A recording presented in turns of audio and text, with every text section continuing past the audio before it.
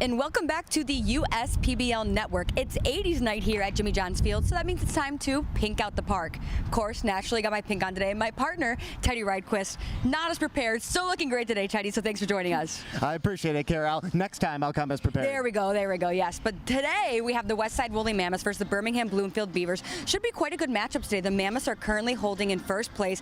Beavers currently down, knocked in third place right now, but this will be a great game to see as we head towards championship weekend because USPBL, the scores don't always really matter that much. All that matters is in championship weekend, who shows up to play and who walks away with the ring. That's right, we're getting there. This is the second to last Saturday of the regular season. The Woolly Mammoths in first place. They've won 3 in a row, and then the Beavers down in third place, but they picked up a nice win over the Diamond Hoppers on Thursday night and can keep making up some ground tonight. Yes, and the Beavers, something good for them is that they've really stuck around with the same lineup this whole season. So team camaraderie really starting to get along. That'll start to come into play more as we head towards championship weekend.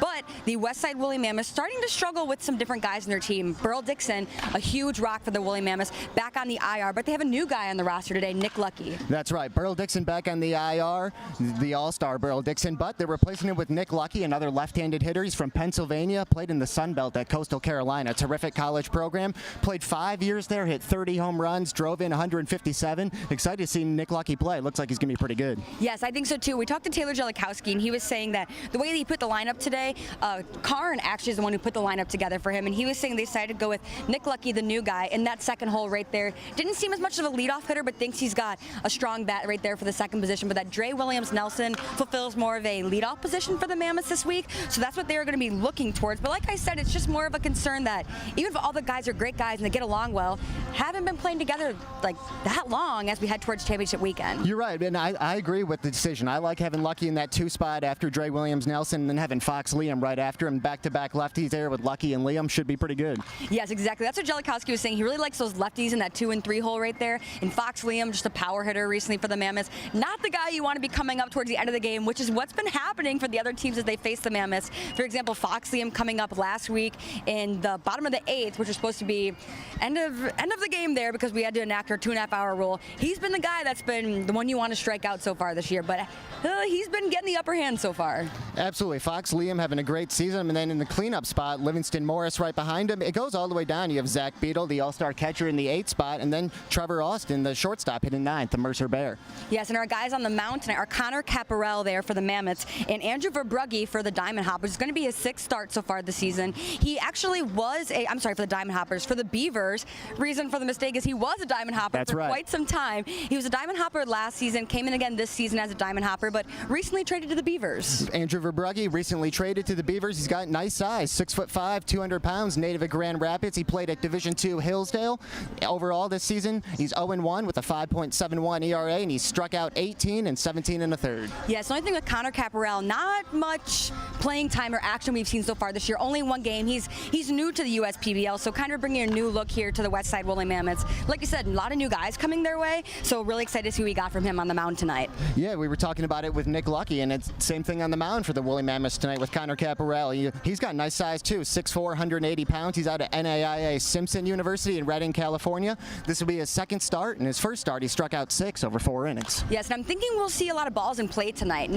I don't think we'll see so much of a strikeout pitcher, more of a trying to get the balls in play, either soft grounders, high pop-ups, hoping that their field can make the plays for them tonight. I think so. It's a good night to be a hitter, and I have a feeling we'll see it with the Beavers too, especially starting at the top with Chris Davis there. You know, he's leads the USPBL with 46 hits, but he's been in a little bit of a skid, 1 for 16 over his last 4 games. We'll see if Chris Davis snaps back out of it tonight. Yes, and like we always talk about, baseball is just a game full of adjustments. We had Burl Dixon, who's the all-star, and also was, along with Chris Davis, the captain of their all-star team. That's right. Also went through a really tough patch right before his injury, and now kind of came back for a game or 2, now back on the IR with a groin injury, but looking for a lot from these teams tonight and really hoping for the best today. Absolutely. It happens to the best of them. It's such a mental battle, the ebbs and flows. If even a season to this length, Chris Davis, he'll snap out of it. He'll be just fine, and it could start tonight. Yes, absolutely. But we got a great matchup for you here here once again tonight. The Westside Woolly Mammoths first, the Birmingham Bloomfield Beavers. Once again, Teddy Reidquist, I'm Kara Wolfbauer, but you have Alex Johnson as well on the call with you, along with Teddy tonight. I'll be moving around the ballpark, so thanks for letting me join you guys today, and really excited. They'll take good care of you tonight. First State Bank is a locally owned and operated business. We're part of your community. At fsbcares.com, you'll find ways that we're making a difference by featuring locally owned and operated businesses, providing access to helpful financial resources, and engaging with community. fsbcares.com is part of our commitment to the neighborhood, because strong neighbors mean stronger communities. Where good neighbors do great things. Member FDIC, an equal housing lender. There are many things you can rely on in this world, like a sunny day brightening your mood, your mom baking the world's best apple pie, and never a dull moment in running your business. And when it comes to time-consuming HR tasks, you can rely on Tryon. Tryon can handle payroll and taxes, employee benefits, and more, so you can stay focused on attracting and retaining the best talent. With Tryon, you don't have to grow it alone. Visit RelyOnTryon.com. You can always rely on Tryon.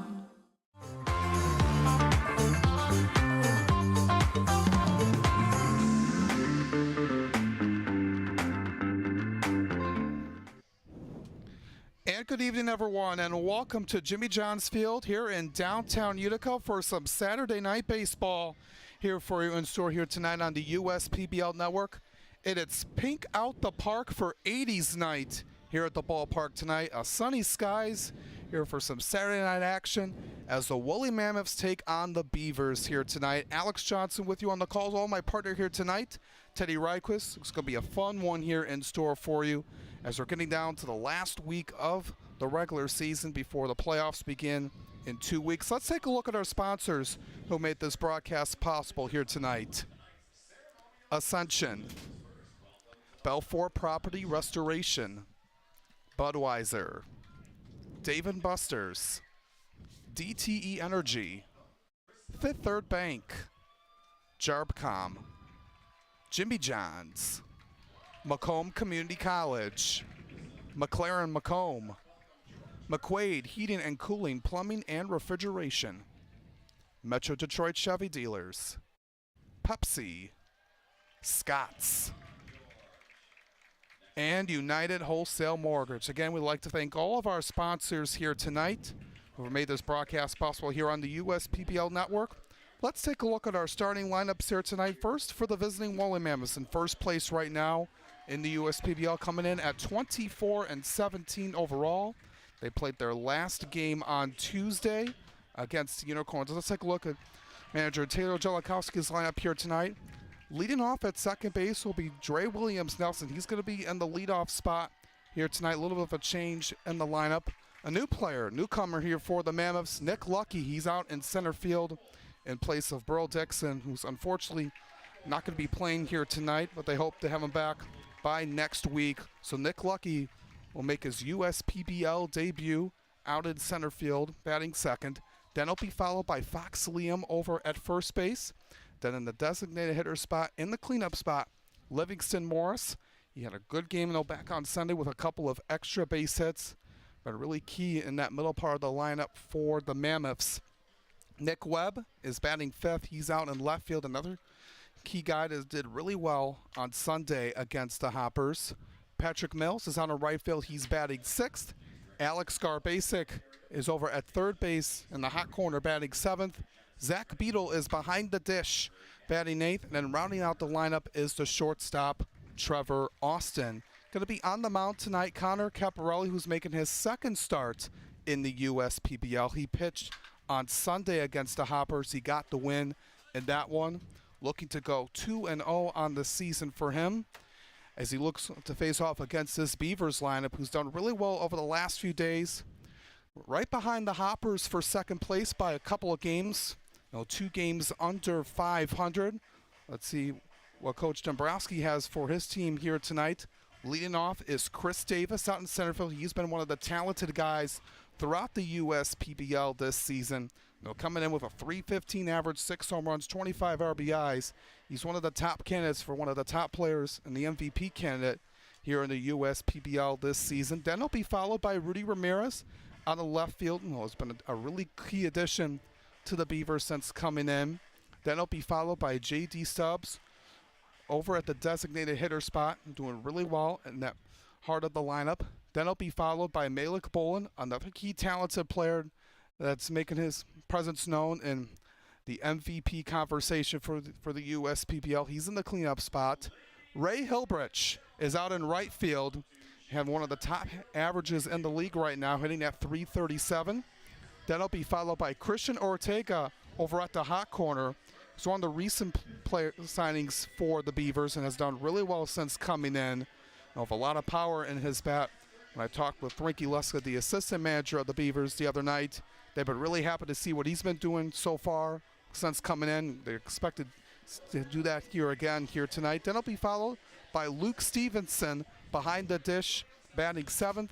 Marcus Judd over at second base, bat safe. Then rounding out the lineup is a shortstop, Ben Wilcoxon, who's been a key part of the Beavers lineup in that number 9 spot. And then on the mound for the Beavers is going to be Andrew Verbrugge, the former Hopper. He came over to the Beavers, making his 7th appearance and sixth start for them on the season. He's been a really key piece, for the USPBL, and going to look to have a good outing for him here tonight.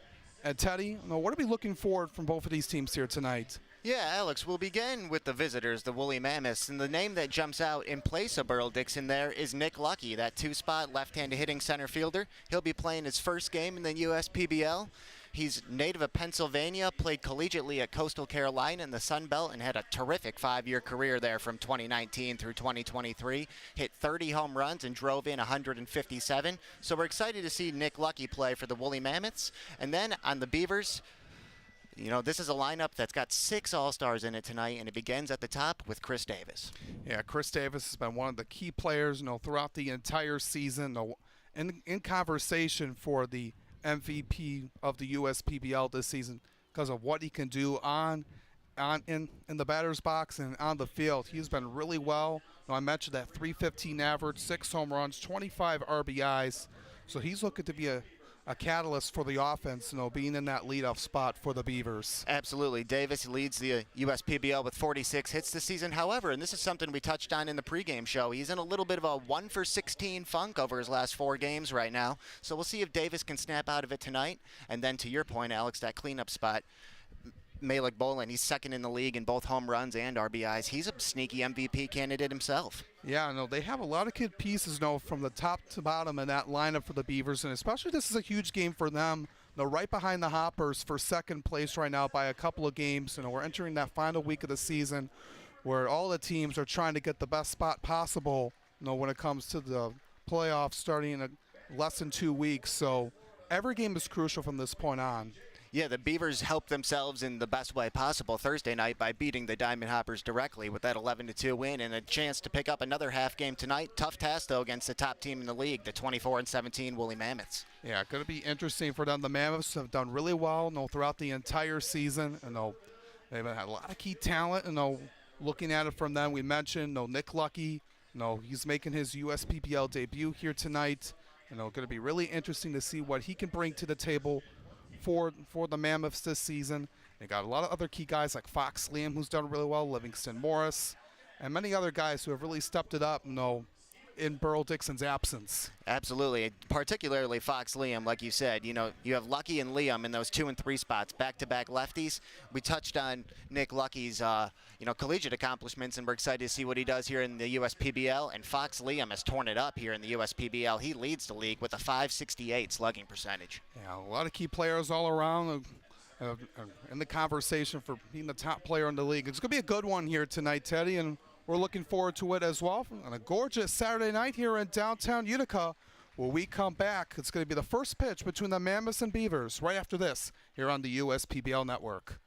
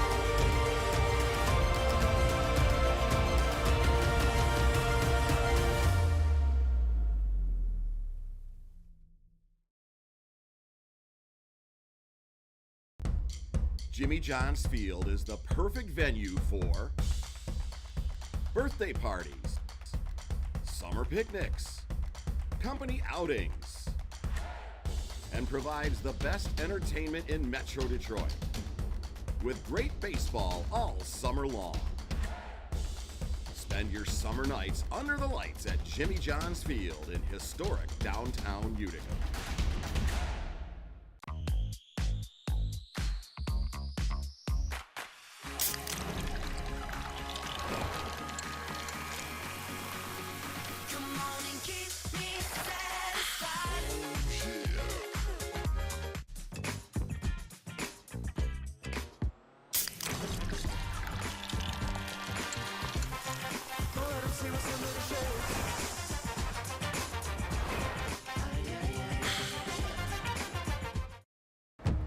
We're for people, the pioneers, the underdogs, the players, and the slow and steadies. We're for people, for who they are and who they could become. Yes, we're a bank, and some say our business is all about money, but that's an old idea. Because look past the money, and you'll see real human lives. We see it, because we're for people. Huntington, welcome. You hear about the promo that Jimmy's John's got going on? 5 off 20? How they pulling it off? Magic? You got David's Copperfields in there? Show yourself, Copperfields! Jimmy John's. $5 off orders of 20 or more. At Ascension, Michigan, we're committed to being your first choice for healthcare. Our nationally recognized heart program is the leader throughout Michigan in minimally invasive heart valve procedures. For joint replacement, spine, and cancer care, patients choose our specialists for advanced care and treatment. And we also excel in the things that can't be measured. Listening more closely, caring more compassionately.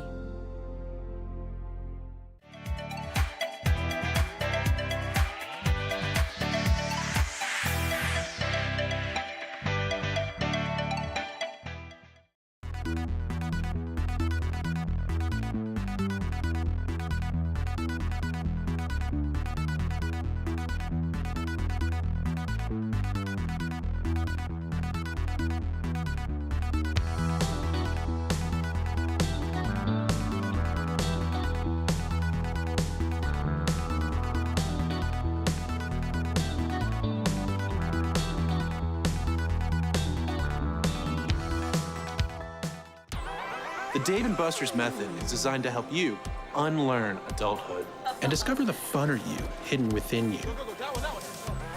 The you that doesn't think about adult things and stuff. Ashley, I don't want to hear anything about your car registration when we're at Dave & Buster's. Okay. The you want to be. Let the Dave & Buster's method illuminate you. Begin the method today with 5 free games. You know you want to.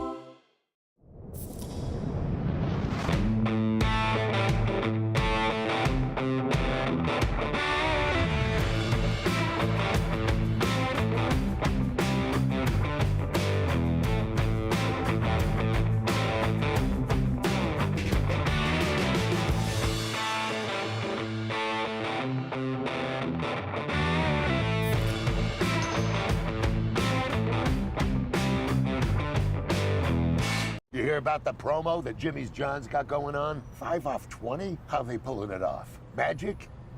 You got David's Copperfields in there? Show yourself, Copperfields! Jimmy John's. $5 off orders of 20 or more. And welcome back, everyone, to Jimmy John's Field. Getting ready for some Saturday night baseball between the Mammoths and the Beavers. Andrew Verbrucki is on the mound. We'll take a look at him in just a second. But let's take a look at the Beavers starting defense presented by Free Dimensional Services. Take a look at the outfield. Rudy Ramirez is on the left. Chris Davis in center. Ray Hilbrich out on right. Christian Ortega's over in the hot corner. Ben Wilcoxon's over at short. Marcus Judd at second. Malik Bolin over at first. And behind the dish for Andrew Verbrucki is Luke Stevenson. Let's take a look at our pitcher comparisons, always sponsored by Ascension. It's going to be Andrew Verbrucki here on the mound for the Beavers, making his 7th appearance and 6th start for the Beavers. He started on the Hoppers earlier this season. Looking at that record, Ted, 0-1 since coming over to the Beavers. The ERA a little bit higher than he wants to be right now, but something to mention about Andrew Verbergen when talking with assistant coach Frankie Luska the other night is that he always gets his work done. He's a guy that puts his team in a good position to win, the best position possible, and the stats maybe not reflect that right now, but he's still a really good pitcher in this league. Absolutely. Verbrugge, 6'5", 200 pounds, native of Grand Rapids, played collegiately at Division II Hillsdale.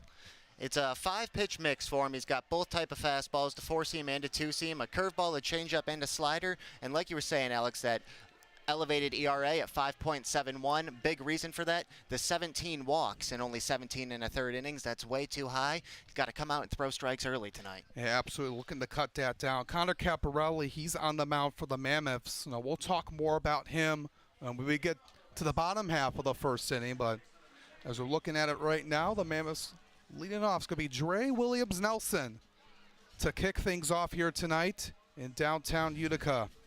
On this gorgeous Saturday night for baseball, it's pink out the park for 80s night. Beautiful night, 70 degrees. The Warren Cousino High School Marching Band did a terrific job with the national anthem, and here is the first pitch from Verbrugge. First pitch underway, bounces in the dirt. Going with that fastball at 87 miles an hour. We'll take a look at the last start for Verbrugge. He's did really coming in this season. He's making his 15th appearance overall. He's pitched in about 42 innings or so. He has 38 strikeouts compared to 42 walks. I'm trying to cut that down here tonight. Just been really improving on that from his recent outings and coming into tonight. Yeah, he missed with the fastball there on the 1-1 pitch, but he did a nice job dropping the curveball in for a strike on the 1-0. Good movement again with that curve, that 72. Got it working early. Both strikes he's thrown have been that curveball.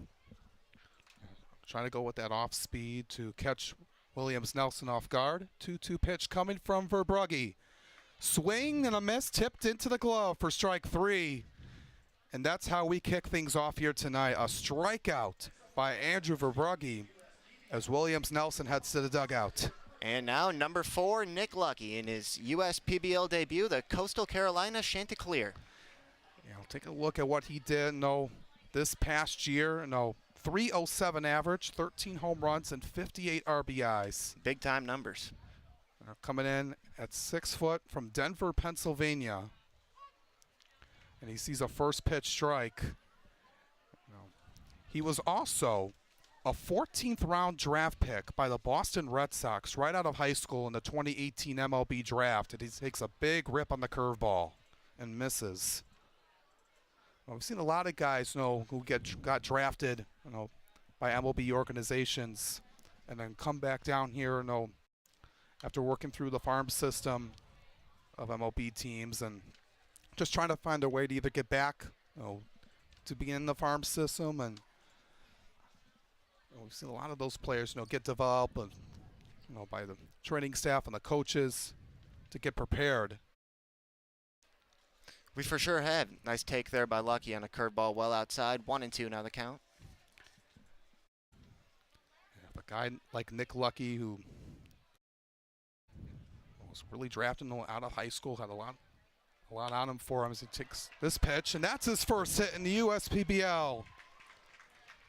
Pass a diving Marcus Judd into right. Nick Lucky, a base hit in his first at-bat here in the USPBL. Marcus Judd tosses the baseball over to that Woolly Mammoth dugout for Nick Lucky to keep. Congratulations, young man, your first hit here as a professional. Congratulations to him. Had good contact, right into right as Judd unable to make the play. You like the effort. Yeah, great effort from Judd. Just a line drive through the right side, clean base hit.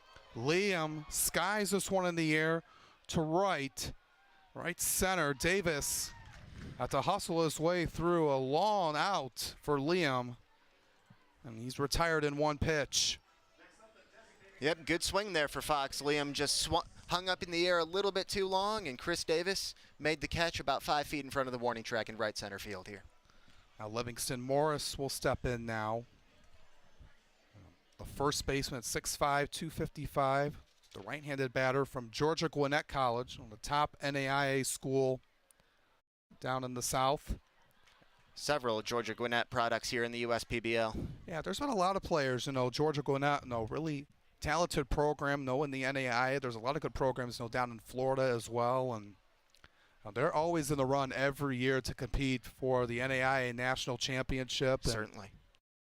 There's been a lot of key players, as it goes back, and that one missing at 79, and it's quickly 0-2 on Livingston Morris. Nice slider there from Verbrugge. Probably the best slider he's thrown so far here in the first inning. Yeah, it's been really improving for Morris. Had a couple of extra base hits, like I said, on Sunday. Was 2 for 5 Tuesday night in the non-public game against the Unicorns.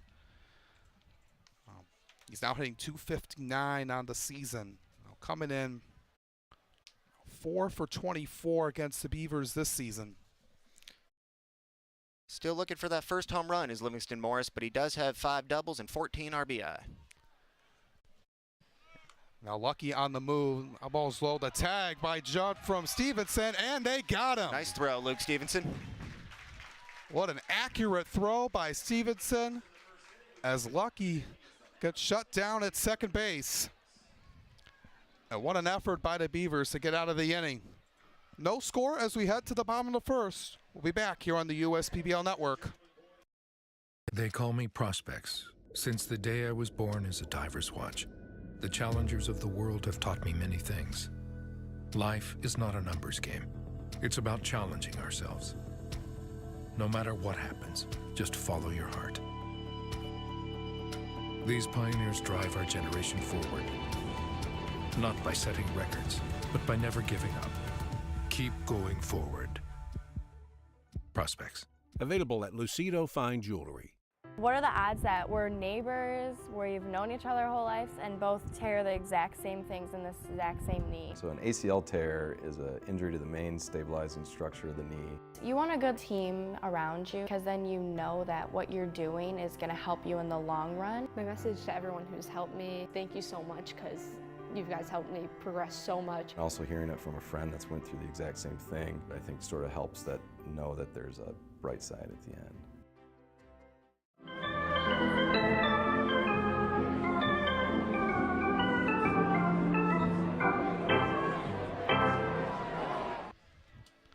Connor Caparelli takes the bump for the Mammoths here tonight, making his second start in the USPBL. The 6'4" right-hander from Vacaville, California, and from Simpson University, and another NAIA school in the California Pacific Conference. Now, going to be a good one here for Caparelli here today. He pitched 4 innings, Teddy, in his last outing against the Hoppers. Allowed 1 hit, 2 runs, both of them unearned because of some errors. Had 6 strikeouts and 4 walks, so he's really doing really confident, and I think he's going to do really well here in his second start tonight. Yeah, Connor Caparelli, 6'4", 180-pound right-hander. Those 6 strikeouts in only 4 innings in his USPBL debut stand out. He is a sinker baller. That's his primary pitch. He also has a 4-seam fastball, a circle change, and a knuckle curve. So it's a 4-pitch repertoire, but it's going to be heavy with that sinker. Try to get a lot of ground balls here tonight for Connor Caparelli. Yeah, that's been something he's been really working on. And let's take a look at that defense behind him, presented by 3-Dimensional Services. So we take a look at the outfield. Nick Webb out on left, Nick Lucky out in center, Patrick Mills in right, and then take a look at the infield. Over at the hot corner is Alex Garbasic. Trevor Austin's over at short. Dre Williams-Nelson's at second. Fox Liam's at first. And behind the dish for Connor Caparelli is Zach Beadle. Beadle was behind the dish for him on Sunday. Caparelli also played some summer ball. Played for the Wilson Tubs in the Coastal Plains League, where he went 3-2 at an ERA, a little bit above 4.5, where he had 38 strikeouts and 24 walks. As he faces Chris Davis here to start, and swings on the first pitch and a ground ball to Williams-Nelson. He throws it over to Fox Liam. 1 pitch, 1 out. Chris Davis retired. He'll be followed by Rudy Ramirez and J.D. Stubbs here in the bottom of the first. Yeah, Davis always always has a lot of contact. He hits it really hard. Well, just grounded right to Nelson. He's retired in one pitch. Now Rudy Ramirez will step in. Now coming from Wayne State University. Yep, local guy from Brighton, Michigan is Rudy Ramirez. 267 average, 8 runs driven in, 5 extra base hits for the left fielder. Chases at the top part of the zone with that fastball, make it 1-1. He's done really well against the Mammoths this season, hitting about 294. A triple and a couple runs driven in.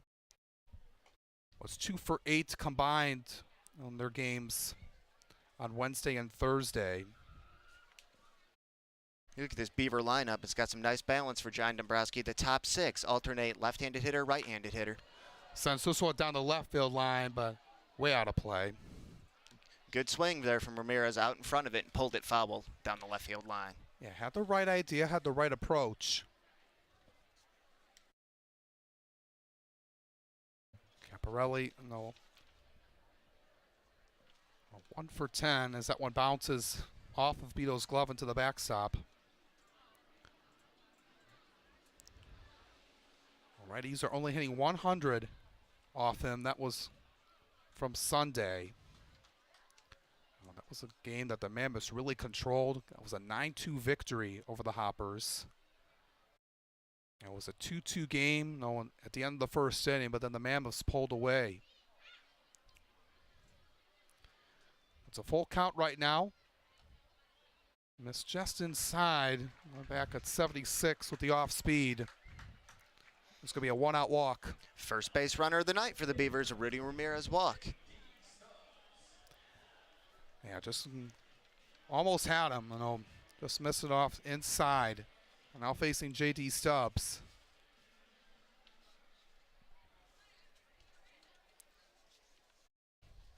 He's done really well in that number 3 spot. He's another Georgia Gwinnett grad. Hitting 241 right now and time called. So got a pitch clock violation called on Caparelli. He did have one on Sunday. Second night in a row we've had one in the USPBL. We also had one in the Diamond Hoppers' victory over the Unicorns last night. Yeah, swing and a miss. The curve at 74 by Stubbs. That's been a new addition this season. Players, we're getting used to it. In the early part of the season in May and June, and as it goes back with the fastball right down the middle at the knees. 1 ball and 2 strikes. Stubbs, one of those 6 all-stars in the lineup tonight for the Beavers. 6'3", 220 pounds, 24 years old, from Fort Pierce, Florida. That time called. Looked like the outfield fence and left opened up. Yep, that gate out there in left field, nearing left center field, where it says Sopranos Catering and Weingarts, everything from lawn to snow. Weingarts, that gate just blew open. Yeah, Nick Webb had to go over there and close it. John Dombrowski, caught his eye and alerted the home plate umpire. There we go, Nick Webb. Way to take care of business out there. So 1-2 count on Stubbs. Caparelli with a runner on first base for the Beavers here in the bottom half of the first. Caparelli takes a long look at home plate. Now he froze. And he retires J.D. Stubbs, chasing him outside with the 88 miles per hour fastball. To your point, Alex, I think it was that long look in. He kind of, had J.D. Stubbs waiting on him there, and it was a late, uncomfortable swing from Stubbs. I don't know if that, the delay, distracted him. It looked like it might have. 2 gone for Malik Bolin. I mentioned, in the lineup, coming in, hitting 290 on the season. Up in the conversation, in the MVP conversation, based on what he's done so far this season. Native Texan from Fort Worth, Texas, played at Division III, University of Mary Hardin Baylor, did Malik Bolin. Let's go back over the first base. Ramirez sliding in safely. Ramirez does have speed. 8 for 8 so far in stolen base attempts. Swings and misses. And that slider at 77. Bolin, he spent 5 years at Mary Hardin Baylor. In his senior season, hit 15 home runs and hit .349. And a slugging percentage of .674. As that was a drop third strike. Chasing way low and outside. So going to throw over to Liam to retire him. Besides a one-out walk, a good inning for Connor Caparelli. Still tied up at no scores. We head to the top of the second. We'll be back here on the USPBL Network. Slide into a new home. Work with a local mortgage pro who works for you. Get a cheaper, faster, easier home loan. Find a mortgage broker near you today at findamortgagebroker.com. With a transforming world, we can see how drastically the world is heading towards automation. And so, we need 24/7 surveillance and security systems for our homes and businesses to avoid any theft or breach of privacy. JARBCOM brings the installation of security cameras to the tip of your fingers with our state-of-the-art mobile app. JARBCOM also provides surveillance monitoring of your entire property with flexible options that offer a dependable solution to be scaled to fit any domestic or commercial need. Contact JARBCOM today for a free estimate at 800-369-0374 or look us up on the web at jarbcom.com.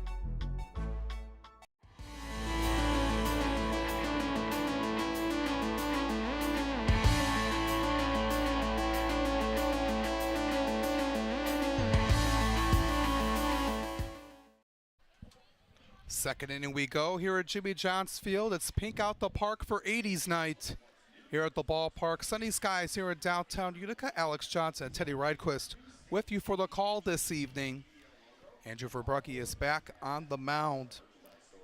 This is going to be Livingston Morris to lead it off. No, he was in bat when they caught Nick Lucky caught stealing by Luke Stevenson. So it's going to be 4-5-6 due up. Verbrugge being really comfortable right now here on the mound. Got the start he needed here in that first inning. Yeah, Verbrugge was definitely sharp in that first inning, and it'll be hard to the order here in the second. 4-5-6, faced the minimum.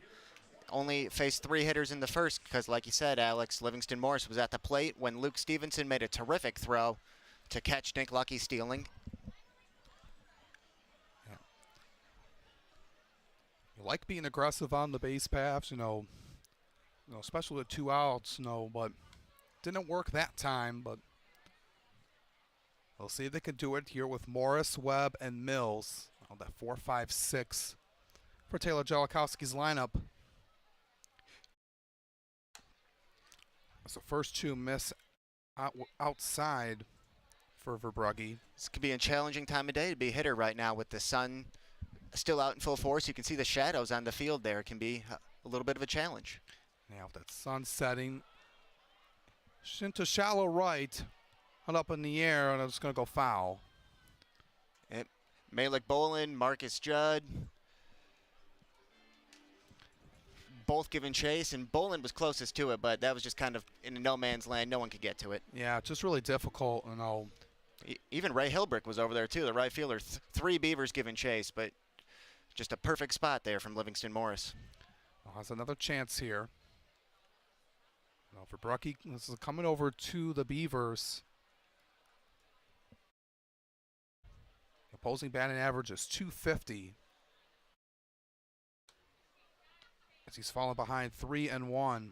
One of our points at the top of the show for Verbrugge was to throw strikes. He's got to avoid those walks. He's walking about a batter per inning. He avoided it in the first, but behind 3-1 here and leadoff man in the second.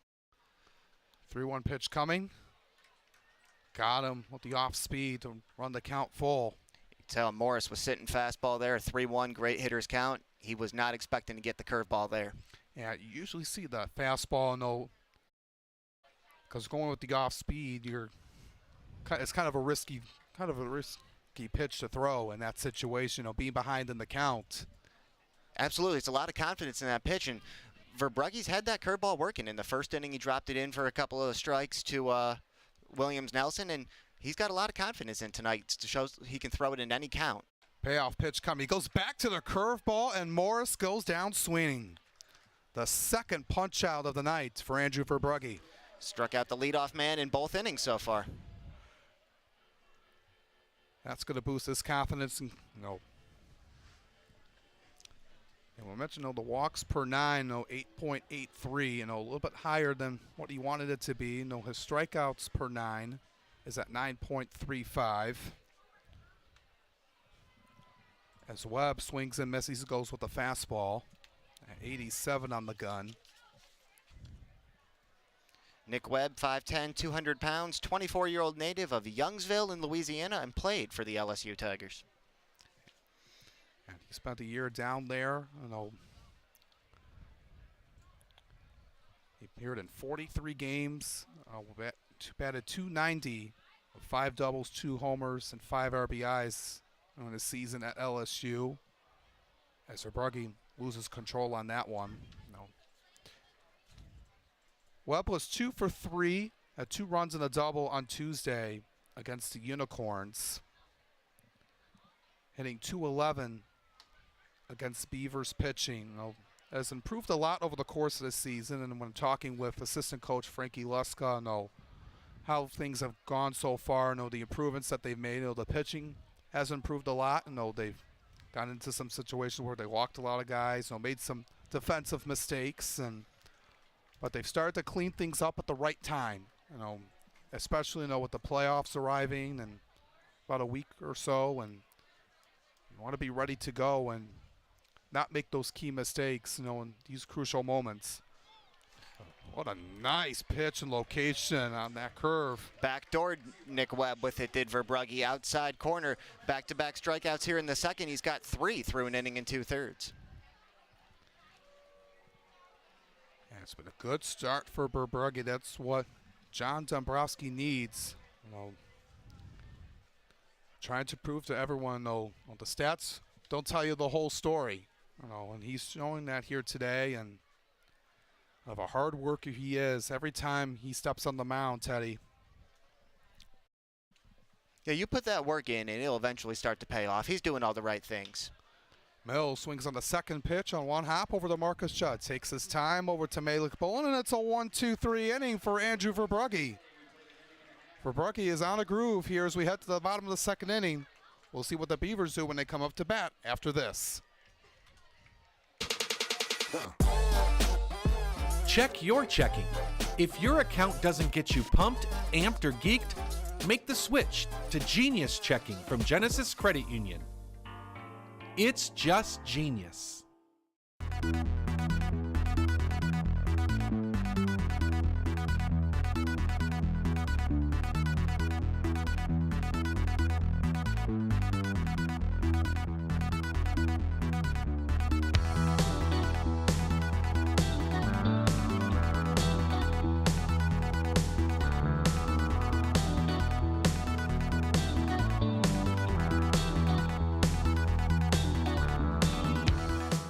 We're the financial champion of Michiganders. Whether you're a goal-getter or dream chaser, an empty nester or up-and-comer, anyone in Michigan can bank with us. Michigan Schools and Government Credit Union.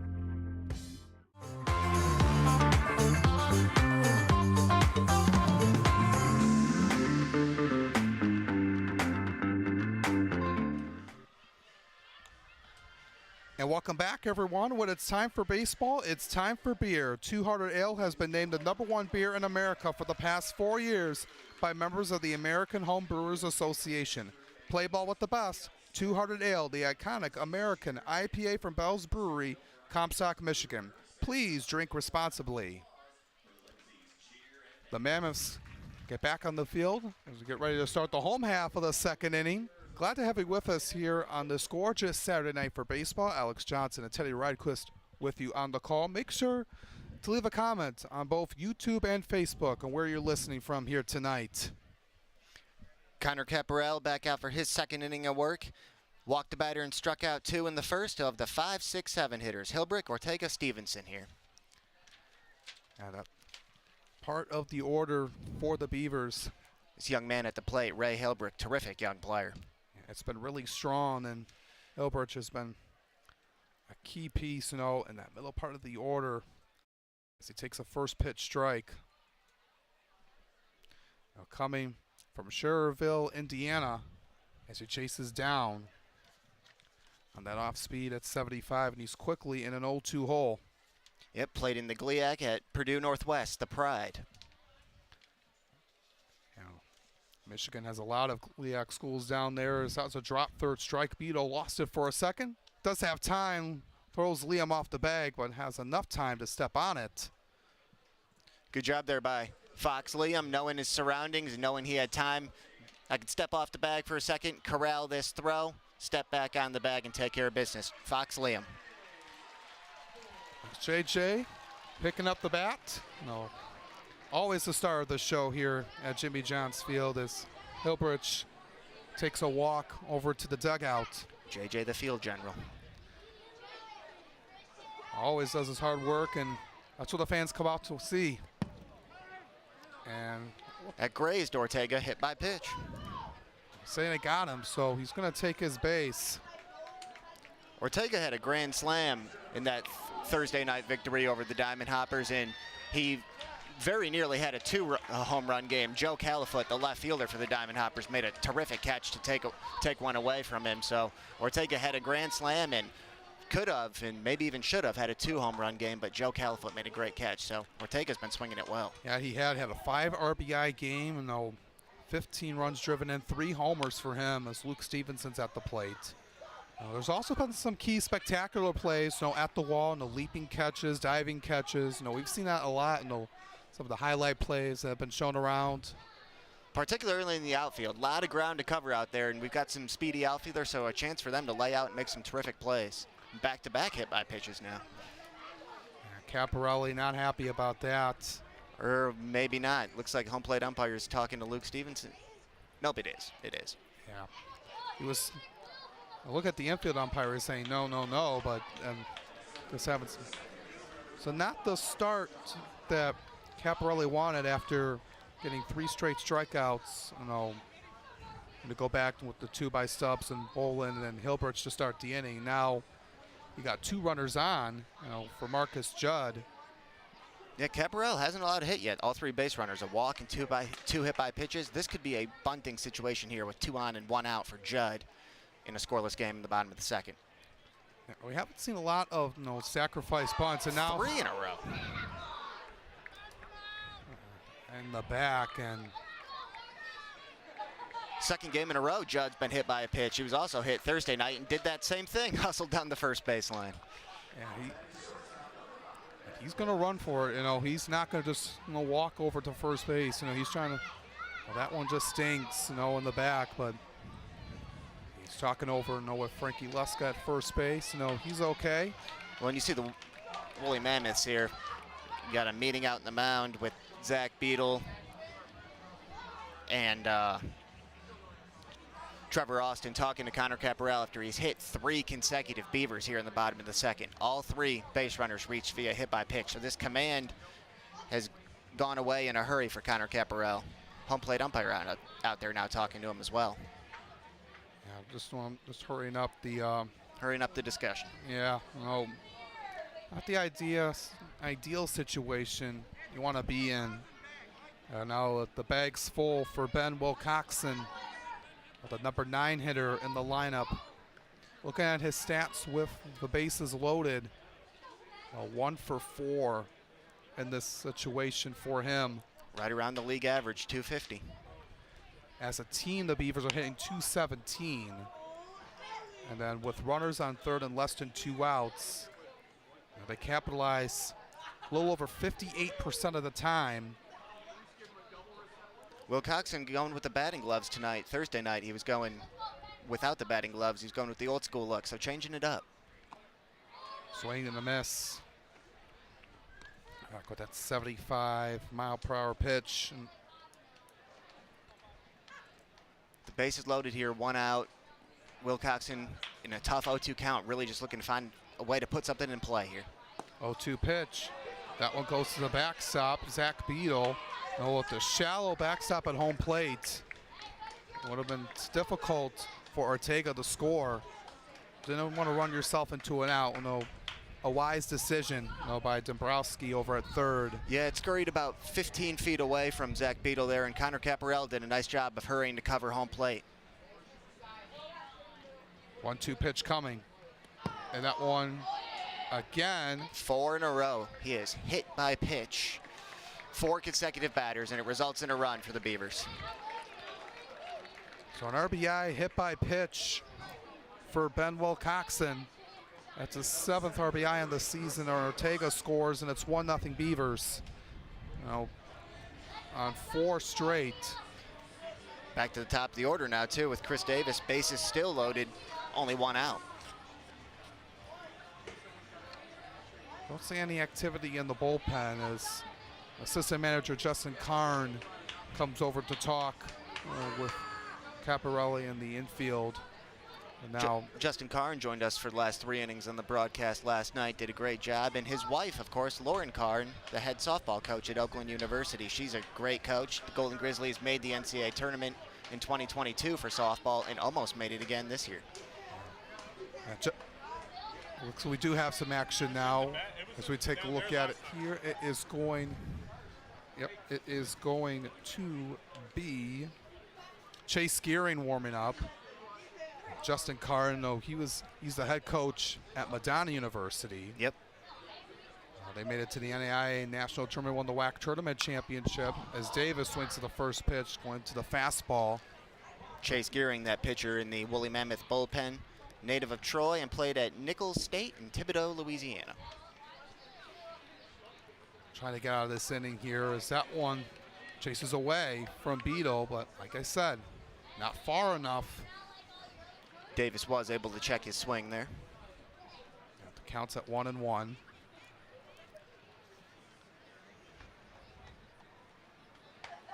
Davis is 0 for 4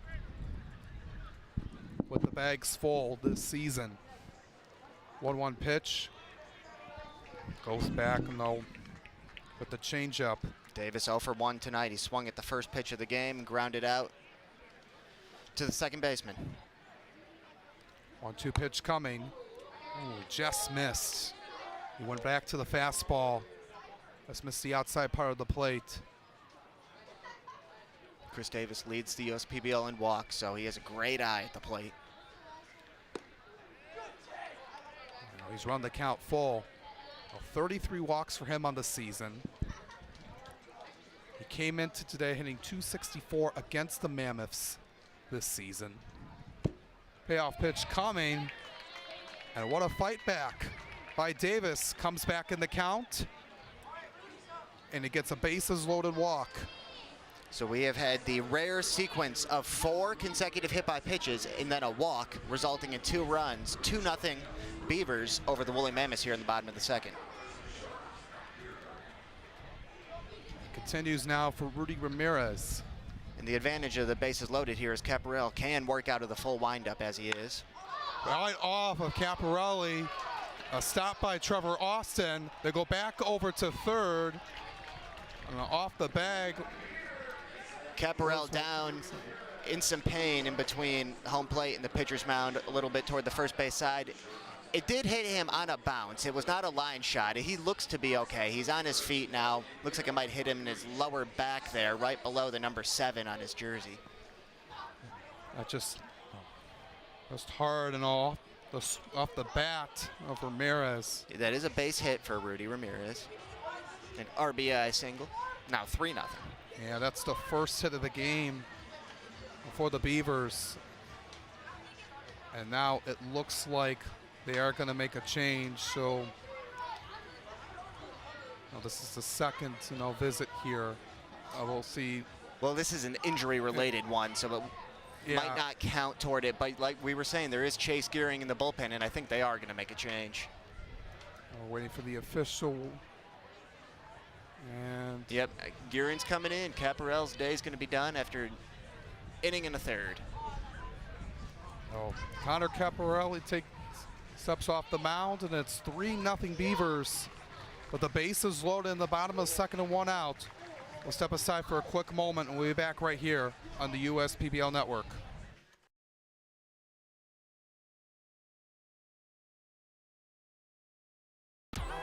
The Dave & Buster's method is designed to help you unlearn adulthood and discover the funner you hidden within you. The you that doesn't think about adult things and stuff. Ashley, I don't want to hear anything about your car registration when we're at Dave & Buster's. Okay. The you want to be. Let the Dave & Buster's method illuminate you. Begin the method today with 5 free games. You know you want to.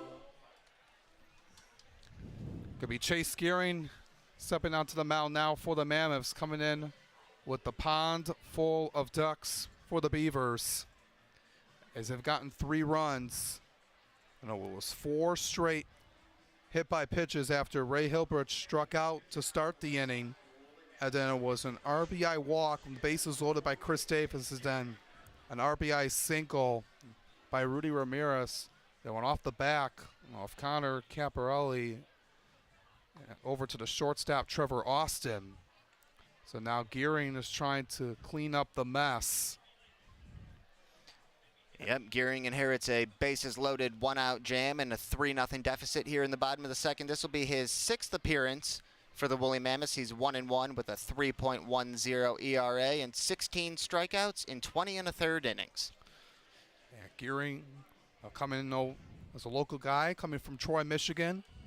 You mentioned he played at Nichols State, and he also went to Madison Heights Bishop Foley Catholic High School, not too far from here. Coming in with a 3.10 ERA. He did pitch on Tuesday against the Unicorns. He did really well in that outing in 2 innings of work. In 8 batters faced, only 2 hits allowed and 1 strikeout. Gearing, it's a 5-pitch repertoire. He's got both types of fastballs, the 4-seam and 2-seam, a curveball and changeup, and it also lists a knuckleball. I don't know if or how often we will see that, but it is on there. But it'll probably be primarily those first 4. 4-seam, 2-seam, curveball, changeup from Gearing. Yeah, see what he can do here with his secondary pitches and try to maybe get a double play ball. That's something that you need right now if you're the Mammoths, to try to limit the best case scenario. The damage right now. Already have allowed 3 runs this inning, and you can't allow to let this go even further. Number 3 hitter, J.D. Stubbs at the plate for the Beavers. And then the 8th guy to bat here this inning. And with only 1 out.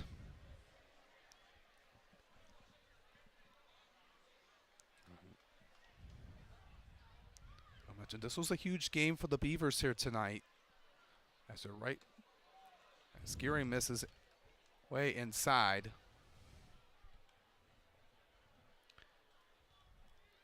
So look at, they're 2.5 behind the Hoppers right now for second place.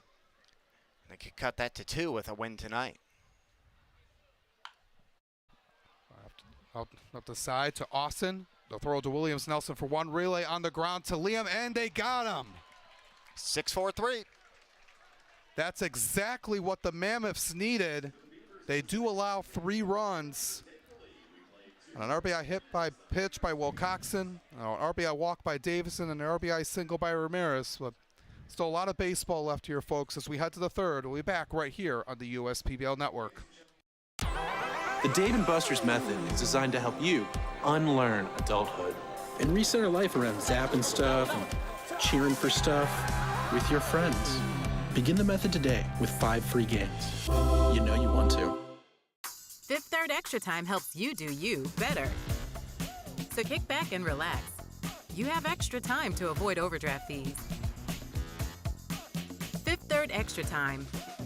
This is banking a Fifth Third better.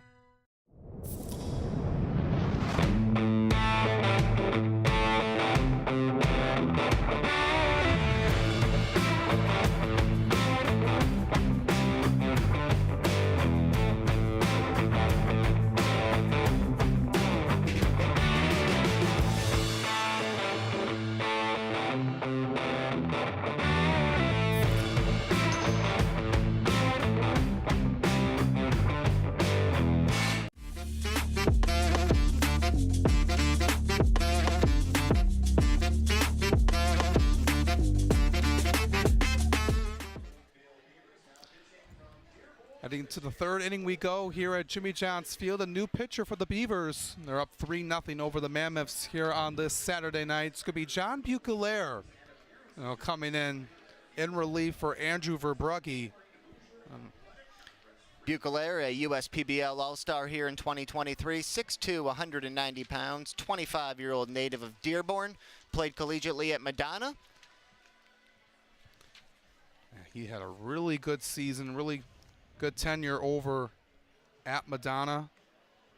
He had record numbers over for the Madonna Crusaders. A guy coming from Dearborn, Michigan.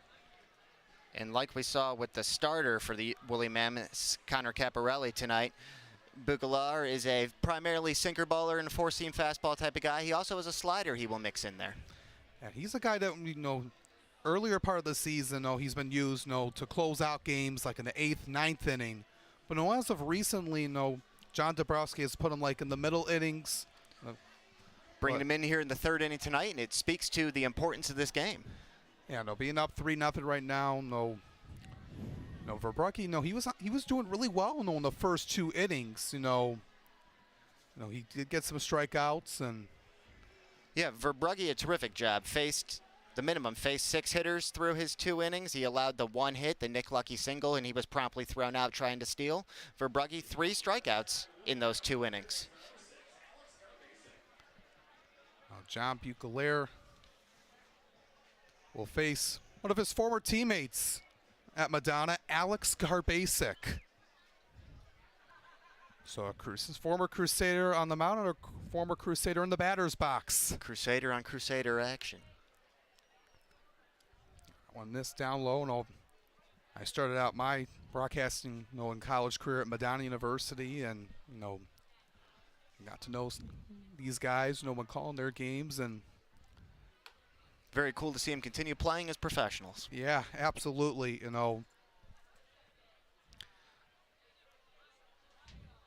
Zach Beadle, the catcher for the Mammoths, he also went to Madonna. That's Taylor right. Jellikowski, he was a Madonna player before they were there, and that one takes off of the rubber, and that one a wicked hop. Yep, hit that lip on the edge of the grass there where the grass meets the dirt in the infield, bounced clear over the head of the shortstop Ben Wilcoxon. That's going to be a base hit for Garbasic. Yeah, got the lucky bounce. You'll take it if you're the hitter. Second hit of the night for the Woolly Mammoths. Having another Crusader, like I mentioned, Zach Beadle. Crusaders all over the field right now. Yeah, they're swings at the first pitch over the head of Wilcoxon into center. The Mammoths are they're cooking up something here. First 2 men on here in the third, looking to cut into that 3-0 deficit. Yeah, just trying to chip away at it. They're a team that will grind it out in all 27 outs. It doesn't matter how huge of a deficit they're in. They always climb back. Now Trevor Austin steps in, the number 9 hitter. Bottom of the order here with Trevor Austin. 2 on, no outs. You wonder if this could be a bunting situation like we thought about potentially with Marcus Judd. There was only 1 sacrifice bunt this season. That belongs to Donovan Curiel of the Unicorns. There's been a few times where they've gotten on board with some bunt singles, but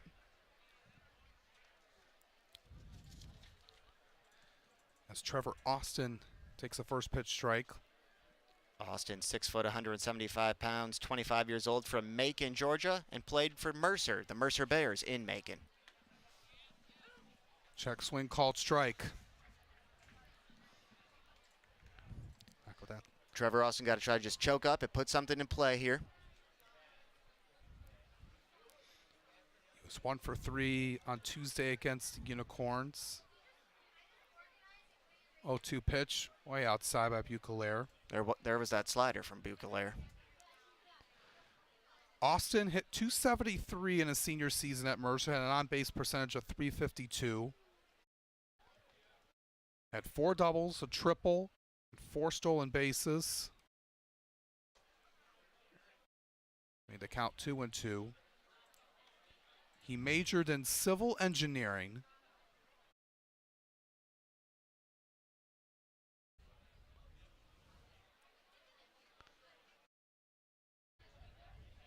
A lot of good on his resume.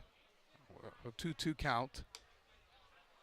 And now Bucalaire's run it full, with 3 straight balls. Yeah, the civil engineering major putting together a nice at-bat. 0-2, he's now worked it full. He's done his job right now when trying to get rewarded here. Payoff pitch coming. And he fights back into the count.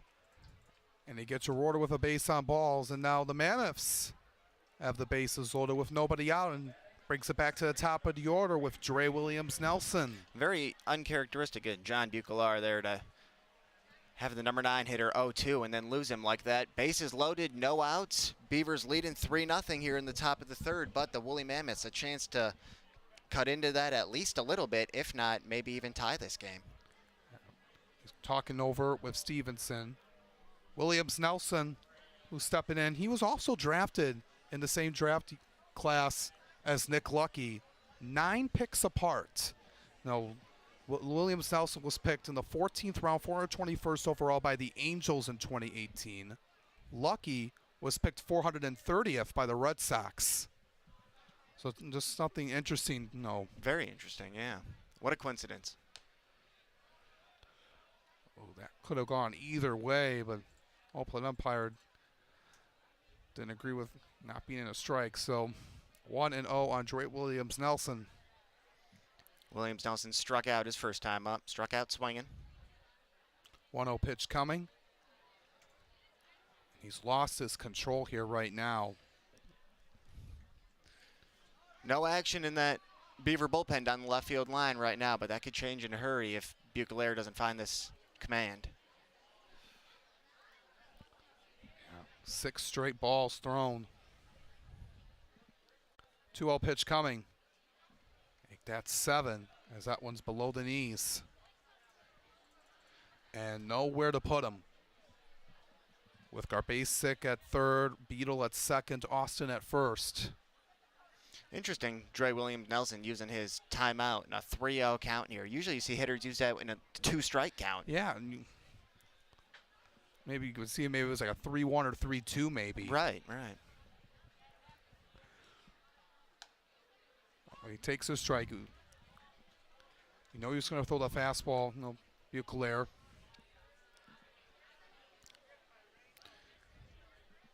No, hitters rarely swing on 3-0. Should get a good pitch to hit here, 3-1. Nope. And off the glove of Stevenson. And he walks in a run. And the Mammoths are on the board. They cut the deficit to 2. Brings up Nick Lucky. Had a single to right. Past Marcus Judd. As now Frankie Luska comes out, to talk with Bucalaire. Frankie Luska's another Madonna grad. Spent time playing with Bucalaire. Both guys, talking it over with each other right now. And we saw 4 consecutive hit-by pitches and then a walk, plate 2 runs for the Beavers in the bottom of the second. And now here in the top of the third for the Woolly Mammoths, it was single, now walk. Yeah. And interesting between Luska and Bucalaire, Teddy, is not only did they go to the same university together, they went to the same high school together at Divine Child. So they've known each other for a long time. Dearborn Divine Child. Seen some players, come out. Eric Haas, Aiden Hutchinson. There's been a lot of key players, a lot of guys coming over from Divine Child. A talented program down there in the Detroit Catholic High School League. As that one goes to the backstop. I mentioned very shallow as Beadle has to hold at third. It was a quick throw and alert eye by Stevenson. And you mentioned, with the very short, backstop behind home plate, and just very easy, very difficult rather, not easy, to score a run if you're over at third base. Bases loaded, no outs here in the top of the third. Beavers leading the Woolly Mammoths 3-1. Nick Lucky at the plate. There's a chance to come up huge here in his USPBL debut. Singled in his first USPBL at bat, looking for a 2-for-2 start to his career in Utica.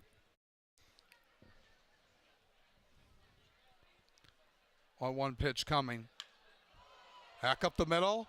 Out of the reach of Judd. Nick Lucky making a strong impression here. RBI single, second hit of the night, but base running issues now for the Woolly Nelson Mammoths. has to go back. And they now got Williams Nelson in the pickle, and they lost the ball. It hit Williams Nelson in the back and then rolled into right field there. So they get 2 runs on that to tie the game, and now there's confusion in the Beavers infield. As looking at it, Williams Nelson. John Dombrowski's going to come out here and talk to our umpires, get an explanation. He was at third on that play, and then it looked like that was Austin that was at third. And you can't have 2 runners on the same base, obviously, so. That's right, a ground ball single up the middle by Nick Lucky. It scored Zach Beadle, and then Trevor Austin initially held up at third base, but then Dre Williams Nelson tried to come over as third as well. He got caught in a rundown, got hit in the back with the throw, which allowed Austin then score, and we're now tied at 3 here in the third. Yeah, there's nobody out. No, you would think you would get at least, got that out, get Nelson out in that pickle. You thought that was going to be a guaranteed out. It looks like everyone was going to hold up a base, but. Well, it was interesting.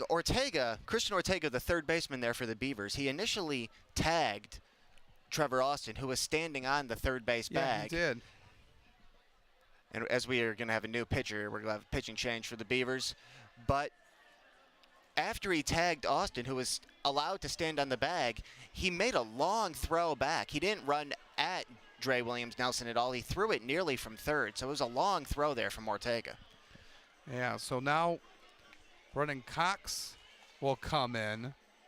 And just like that, we're tied up at 3 now after a crazy turn of events, like we saw in the last half inning, the Beavers got on some base with those 4 straight hit by pitches, and then they got another bases loaded walk and an RBI single. In control, thinking they got some momentum now, but So Buchelaar does not record an out tonight, and he is still responsible for the 2 Woolly Mammoths on base. Yeah, we're going to be runners on first and second, as Lucky's over at first and Nelson's at second. And could be Brennan Cox now. The third pitcher used already by the Beavers. Cox, the lefty, 6', 235, another Wayne State grad. Another local guy from Taylor, Michigan. That's right. And looking at his stat line this season, he's making his 23rd appearance on the season, has a 3-1 record, ERA a little bit over 6, 30 strikeouts to 18 walks, an opposing batting average of .286 for him. Look at the arsenal for Cox, combination of 3 pitches, 4-seam fastball, slider, circle change. He did his job on Wednesday night out of the pen when that loss to the Unicorns. The fans are enjoying themselves here tonight. Terrific fans here in the USPBL. A strong turnout. You can see the hill there in right field. A lot of fans out there. Yeah, good showing here tonight on the Saturday night. On the last week of summer. Kids are going back to school, either already or after Labor Day, and this is the man they brought Brennan Cox in to face, Fox Liam, lefty on lefty matchup. Yeah, we haven't seen that a lot, with the limited lefties we've had this season, but Fox Liam now with runners on first and second. Liam hits .231 against lefties, 3 of 13. It's in a 1-2 count now. Sent this one way out, foul. Actually, it's 0-2. Yeah, 0-2. That was just Yep, that was just the second pitch there. Yeah, correction on the score. Did I miss something? No, it was said 1 and 2. Like we're. It did. Yep, and it was just had to reset it. We're good now at an 0-2 count. Yeah. Well, Liam's trying to give the Mammoths the lead. 0-2 pitch coming. And a good job by Brennan Cox. That is a huge out as it gets Liam down swinging. Absolutely. Livingston Morris now, designated hitter, coming to the plate with 1 out and 2 on here in the top of the third. He was one of 3 strikeout victims of Andrew Verbrugge. He struck out swinging in the second. Morris sitting 257 with runners in scoring position. Wilcoxon and Judd, double play depth up the middle.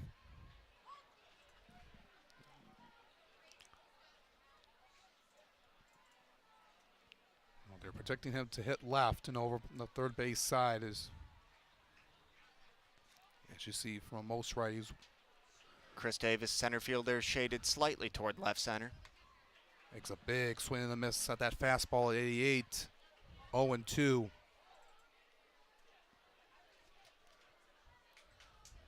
A lot of room out there in right center field, but it's unlikely Morris will go out there. Well, he wants to go the opposite way. They're telling him, hey, if you want to hit, you got to go the opposite way. That's right. 0-2 pitch. Right down the middle for strike 3. Back-to-back punch-outs for Brennan Cox. Nick Webb looking to come in now. And with the 2 straight strikeouts. Yeah, Buchlar didn't quite have it out of that Beaver bullpen tonight, but Brennan Cox looks like he does, and he is 1 out away from helping the Beavers limit the damage big time here in the third. He struck out looking his first time up, but has a chance here.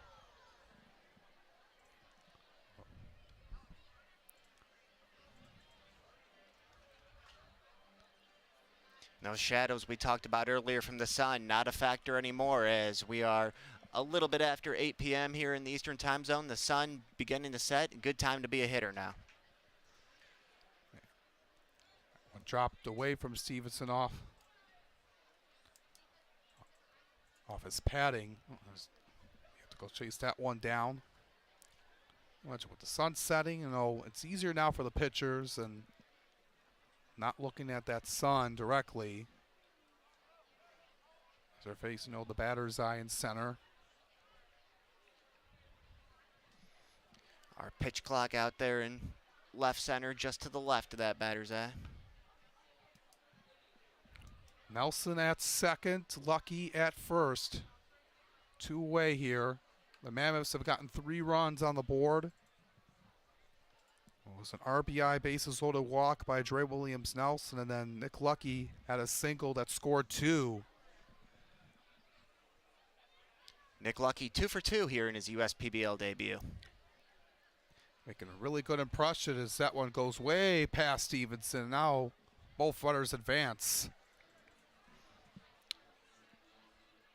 Could potentially make a huge difference there when you had runners on first and second. A base hit, likely would have only scored 1 run. Now, with runners on second and third, this could score 2 runs if Nick Webb can single to the outfield here.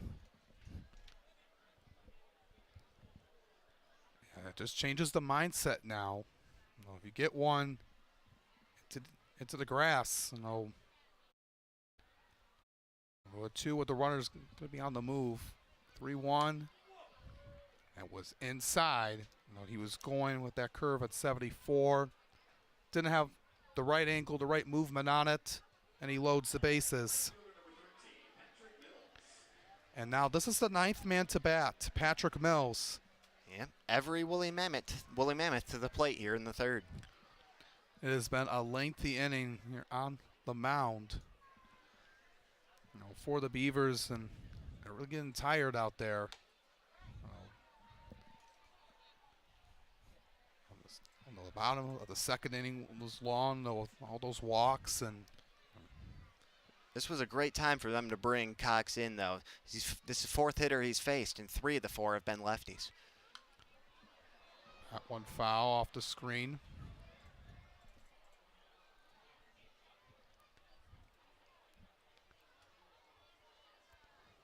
looking at it for Mills. With the bases loaded. 1 for 2 in these situations for him. Only 1 for 9 against lefties. It's been difficult for him to get anything off, and now Cox is just 1 strike away from getting out of this inning. Trying to strike out the side is Brennan Cox. Cox takes a long look, gets himself set, takes a look at home plate. He throws and sends that one away.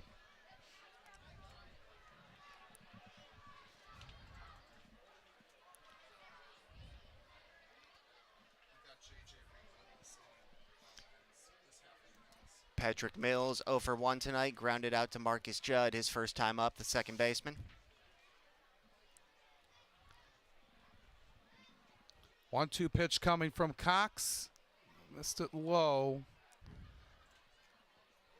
And missed it downstairs, no one outside. 3-3 game here in the top of the third. Beavers and Woolly Mammoths. Bases loaded, 2 outs, 2-2 the count on Patrick Mills. Brennan Cox, the pitcher. Cox trying to strike out the side. And now he's run the count full, missed that one away. No. Well, here we go. Bases loaded, 2 outs, full count. Something's got to give. Well, the Mammoths take control of this lead. Cox trying to shut the door, and he does. Tipped into the glove for strike 3. Cox comes in, strikes out the side, and that's our fifth third out of the game as we are tied at 3 heading to the bottom of the third. The Mammoths have tied this game up.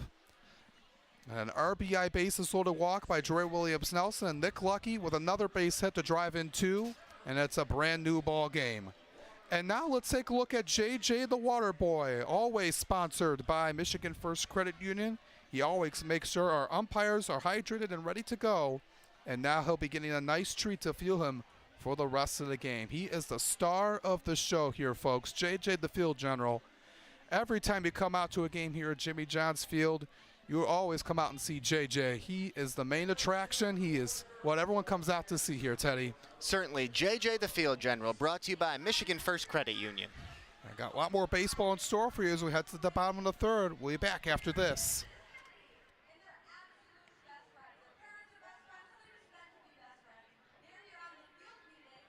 There are things you can rely on in this world, like your dog being happy to see you, coffee getting you through the day, and the government changing business regulations. And when it comes to navigating those regulations, you can rely on Tryon and its team of attorneys. Tryon can also tackle time-consuming HR tasks like payroll and employee benefits, so you can stay focused on growing your business.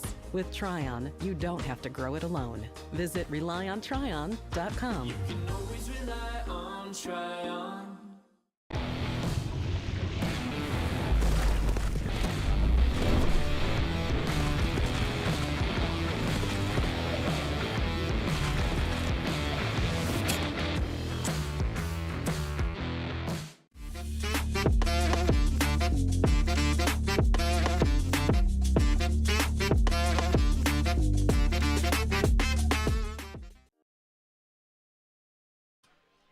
Welcome back, folks, here on this 80s night and Pink Out the Park.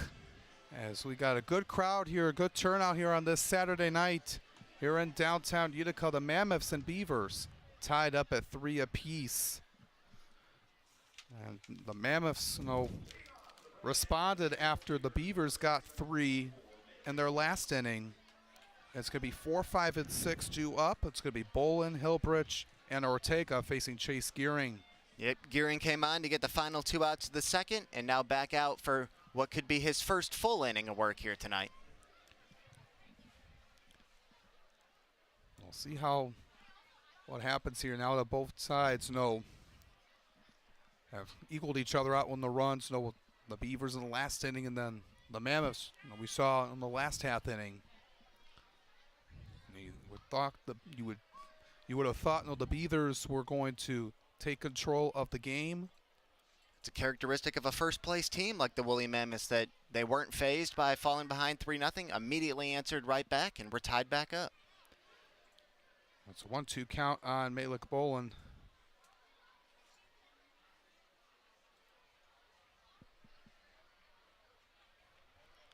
One-two pitch coming on the ground. One hop to Garbasic. He throws it over to Liam. And Bolin is retired, 1 out. Now Ray Hilbrick coming in.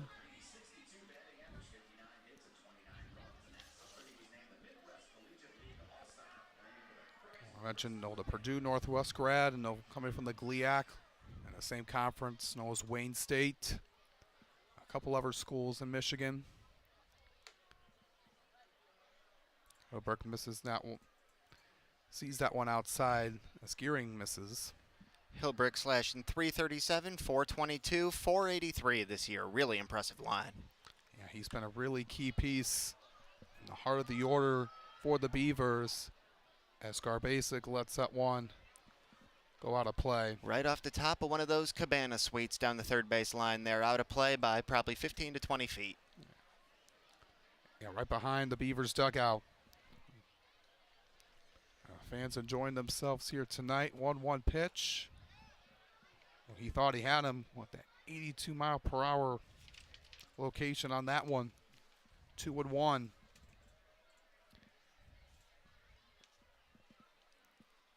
Going with the change. Now it's 2-2. Hilbrick also struck out his first time up. That was back just last inning, back in the bottom of the second. 2-2 pitch. Outside, ball 3. Hilbrick led off what became a 3-run bottom of the second for the Beavers. Yeah, he struck out. And then afterwards, the 4 straight hit by pitches started right after. And Davis reached with a walk, and then Ramirez got that single. That has given us our 3 Beaver runs thus far. Yeah, pitch coming low. They're going to appeal. Did he go? No, he did not. Over to the first base umpire. So Hilbrick is aboard.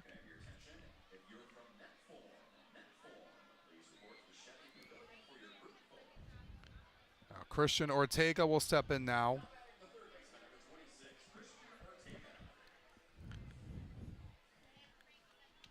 Has done really impressive since coming over to the USPBL. We said Ortega started those 4 consecutive hit by pitches last inning. Have his 9 extra base hits so far this season, including 3 home runs. The other 6 are doubles, and he's driven in 15. Ortega putting together a nice season here as the third baseman for the Beavers. Coming from Tusculum University, Division II school in the South Atlantic Conference. In the air to right, and it's going to drop in front of Patrick Mills. Close play at second base there as Mills got it in a hurry to Austin, but Hilbrick was able to beat it by about a step. Yeah, he had to hold there for a second.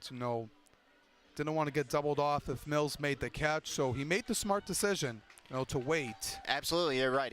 You have to do what you had to do. It was a soft line drive, not quite a fly ball, a soft line drive off the bat of Ortega, and it dropped right in front of Mills. Mills, if he would have laid out, might have been able to make that catch, but he elected to play it on a bounce. Only the second base hit for the Beavers here tonight is Luke Stevenson. Swings and misses at the first pitch.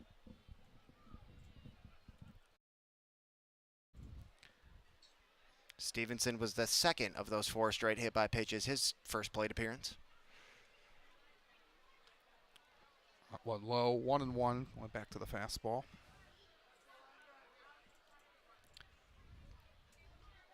Stevenson hitting 127 on the season. Does have 2 home runs at 11 RBIs though. The Algonac, Michigan native. 1-1 pitch. And that one, he skied it on that one, but way foul. He just hooked it to the left. Algonac, Michigan native, but played collegiately at Elon University in North Carolina. So Luke Stevenson, 23 years old, will be 24 in December.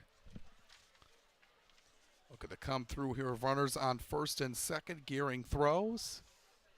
That's that one high, going back to the off speed. Yep, slider headed over the plate. Just a little bit high, a little bit above the belt of Stevenson.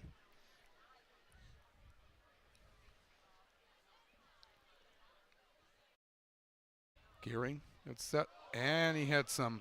High and tight, didn't quite get him in the helmet, it looks like. Looks like got him in that left shoulder, that front shoulder, but still scary to get a fastball coming in anywhere near your head like that, but Luke Stevenson appears to be fine. Second time that has happened to him tonight. Bases are loaded again for the Beavers. Second time tonight on back-to-back innings. And now Marcus Judd will come in a bases loaded situation.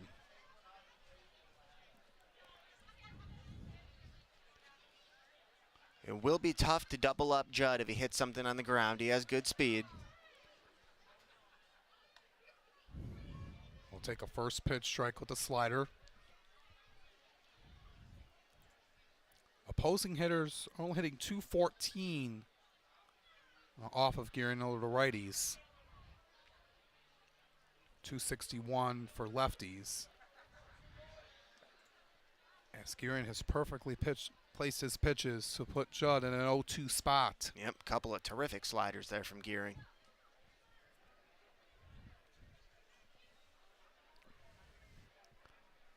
He takes a look over at third, gets into his motion, and to right and shallow, right at Patrick Mills, trying to chase it down to the throw, not in time. It's going to be a sacrifice fly as Hilbrick scores, and the Beavers are back up front. Sacrifice fly RBI, number 22 this season for Marcus Judd. Nice piece of hit in there, did his job. Yeah, was in shallow right, you know, a little bit like it didn't hang up in the air for too long, but he did what he had to do. It's a second out, brings up Ben Wilcoxon. Now with two runners on the ground, over to Garbasic. Throws it over to Liam to retire the side, but the Beavers get one back. They're back in control thanks to Marcus Judd's sacrifice fly. We head to the fourth. We'll be back here on the USPBL Network. Why are all these business owners smiling? Because they rely on Tryon to handle difficult and time-consuming HR tasks like payroll, benefits administration, and more. Working with one of the nation's top professional employer organizations provides access to top-tier healthcare and employee benefit plans and Tryon's team of attorneys and HR experts. With Tryon, you don't have to grow it alone. Visit RelyOnTryon.com. You can always rely on Tryon.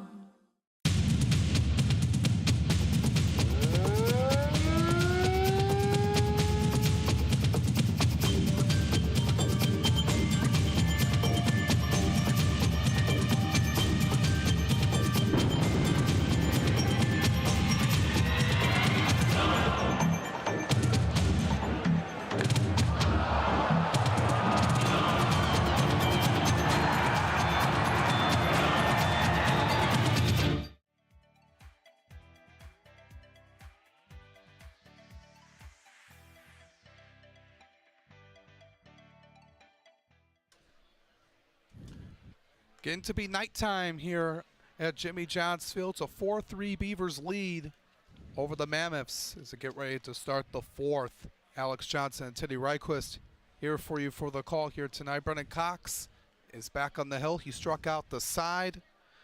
I know with the 3 strikeouts that he did have, I know everyone came up to bat for the Mammoths in the last inning. It's also Pink Out the Park night. So we honor breast cancer awareness.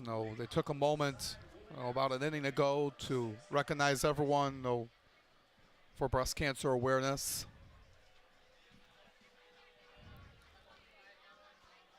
This Breast Cancer Awareness Month coming in October. Absolutely, a terrific cause. Great job by the USPBL and Jimmy John's Field. Pink Out the Park for breast cancer awareness, and Breast Cancer Awareness Month nationally in October, as Alex said.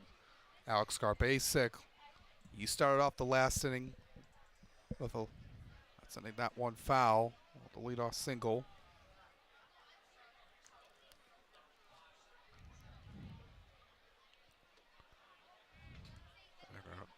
Say he did not go 1-1. What a job by Brennan Cox in that top of the third inning there. Came in with the runners on second and third and no outs and was able to strike out the side. Or runners on the corners and no outs and was able to strike out the side. A terrific job by Brennan Cox. Yeah, he's been coming through here, in this situation. You give credit to the Mammoths, for doing their job to tie the game back up right away. That one goes right back up the middle. It was right. Garbasic. Yeah, right in the line of Brennan Cox. It was coming through hot. Now,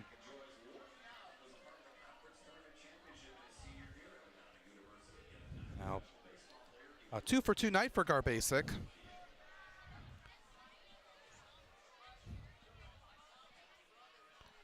Take a look at some of the comments on Facebook. Got some Beavers fans.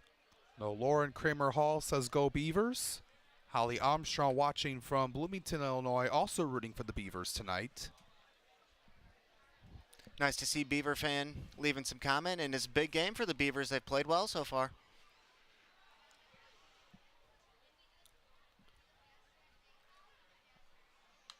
And that one right back to the screen, Zach Beadle.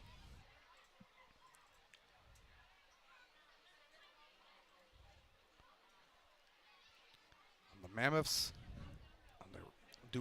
they're really aggressive on the base paths. 46 of 55 coming into tonight. They did get caught stealing once by Nick Lucky in the second. And a lot of that success, of course, with the All-Star Burl Dixon, who's 14 for 15, but Garbasic's 2 for 2, so he could be potentially on the move at first base over there. And we mentioned Burl Dixon not in action tonight. We mentioned Nick Lucky coming in. This is a chopper. Could be a tough play for Ortega. Nice throw on the run by Ortega. Yeah, he only had one throw. Couldn't get the double play ball. Just kind of how Beadle hit it. Yep, just an ordinary 5-3 put out there off the bat of Beadle. Garbasic moves up to second base. 1 out. 4-3. Beavers still leading here in the top of the fourth. You didn't want to force throw into second base. No, that would have been a really tough play to try to make that throw to second with the slow chopper and his momentum carrying him kind of toward first base there to throw back behind himself. It would have been a tough play. I think that was the right move by Ortega. Yeah, just take any out you get, the for sure out. With the speed of Garbasic, that he has. With Trevor Austin now, who walked and scored in the last inning. Yeah, fell down 0-2 and then came back to work a walk, did Austin. Central's on out to right. Good run by Ray Hilbrich to chase that one down. Yeah, Hilbrick running to his left toward the foul line there in right field, and he made the catch about waist high. That one on the line, but good run by Hilbrick to chase that one down, and it was a good piece of hitting by Austin. Brings it back up to Williams Nelson, who got a bases loaded walk his last time out. Did also strike out. Third trip to the plate for Williams Nelson already here in only the fourth inning. That's the 5 hits already for the Mammoths, only 2 for the Beavers. You can factor in all the walks and the hit by pitches. Right.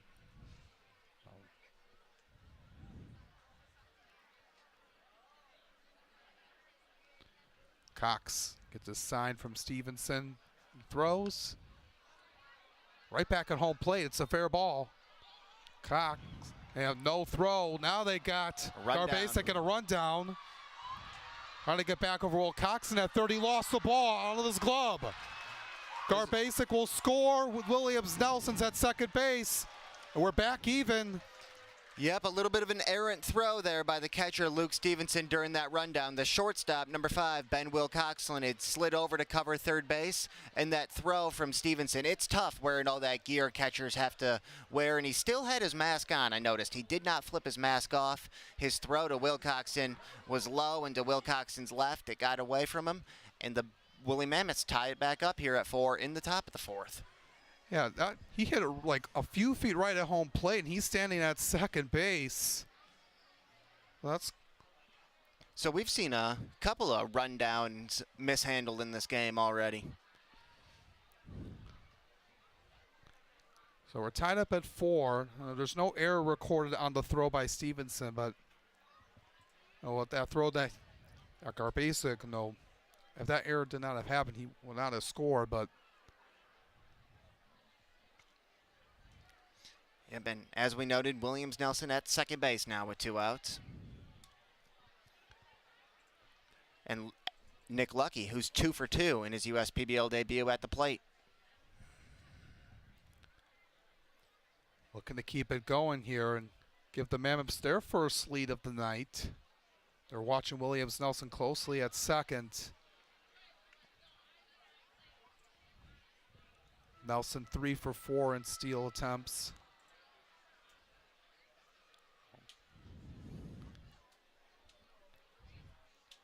One-two count on Nick Lucky.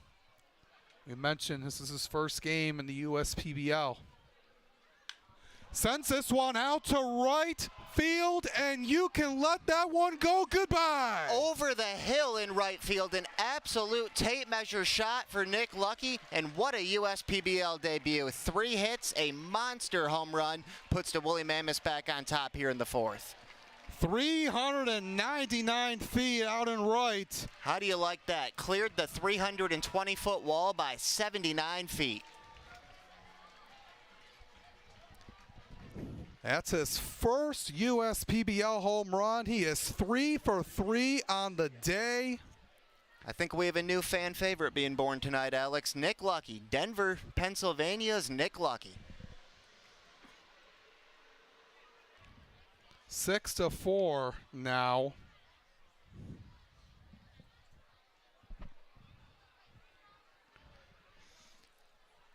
Over the hill into those woods in right field. 3 runs in the 3rd, 3 runs in the 4th now. A 2-run blast by Nick Lucky. A lefty off a lefty, too. And that's why he hit 30 home runs in the Sun Belt Conference right there. On that movement by Cox and on that pitch, and he just blasted that one, and that was a no-doubter off the bat. Yeah, Ray Hilbrick out there in right field gave it a couple steps, but all he could really do was turn and watch it fly. Over the head of Marcus Judd into right center. Liam trying to go for a double, the throw, the tag, and they got him. Chris Davis throws him out from just in front of the warning track in right center. On one hop, what a throw by Davis. Liam stretched a single into a double, but gets thrown out. What a throw by Chris Davis to end the inning, but not before the Mammoths take control of the game now, thanks to the 2-run blast by Nick Lucky, as well as a run earlier by Dre Williams Nelson. And the Mammoths up 6-4, heading to the bottom half of the 4th. We'll be back after this. Hello everyone, I hope you're having a great time at Jimmy John's Field experiencing another exciting baseball game. This ballpark is one of many quality of life recreational assets Macomb County has to offer. And as you leave here today, let me invite you to explore Macomb County's diverse range of outdoor assets by visiting MakeMacomb.com. You'll find the Macomb County's trails are open year-long and available for walking, running, biking, as well as paddling along the Clinton River. In Macomb County, there is something for everyone. Find out more about Macomb County's 4 seasons of fun by visiting MakeMacomByourHome.com. Now let's play ball.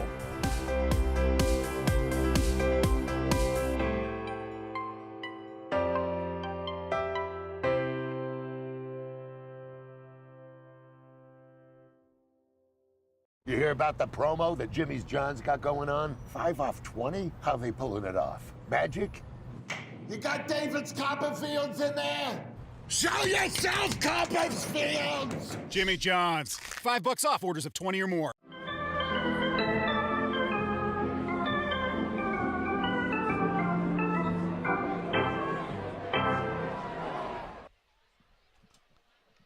The Mammoths have the lead for the first time here tonight, 6-4, and over the Beavers. Alex Johnson, Teddy Reichquist with you this evening. Chase Gearing's back on the hill. 3 runs in the third, 3 runs in the fourth.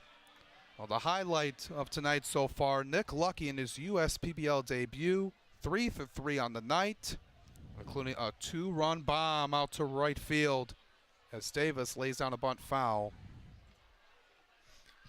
Chris Davis 0 for 1 with a walk tonight. Just ended that top half of the 4th inning by throwing out Fox Liam, trying to stretch a single and a double. A great throw from Davis. It's the outside part of the plate, 0-2. Davis 0 for 1 tonight with a ground out and a walk. And got a piece of it to stay alive.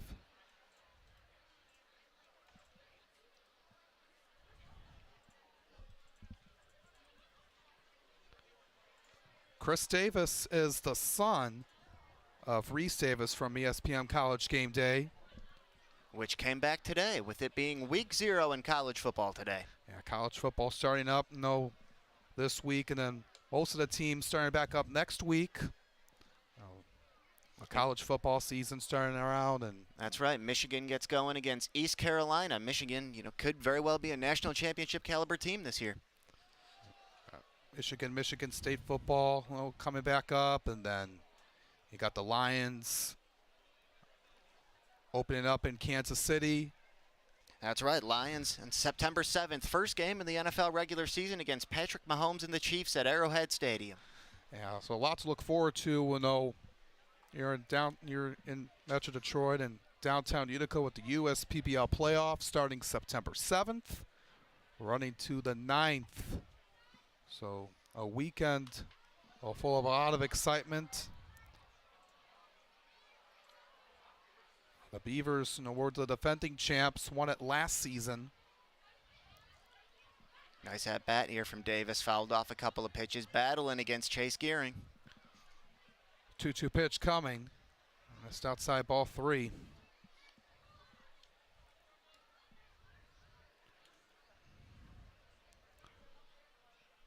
And Rudy Ramirez is on deck. Gearing gets into his windup. Payoff pitch coming. Out to center field. And it's going to be caught by Nick Lucky. That's a good distance on it. You thought that was going to drop, but yep, just hung up a little bit too long. Off the bat, it looked like it might drop, be a base hit for a second, but Nick Lucky covers a lot of ground out there. Yeah, he did his job. Now brings up Rudy Ramirez. Takes a first pitch strike. Ramirez been on base a couple of times tonight. Been on base both times tonight. He's walked and singled. 0-1 pitch coming. Chasing the top part of the strike zone. 0-2.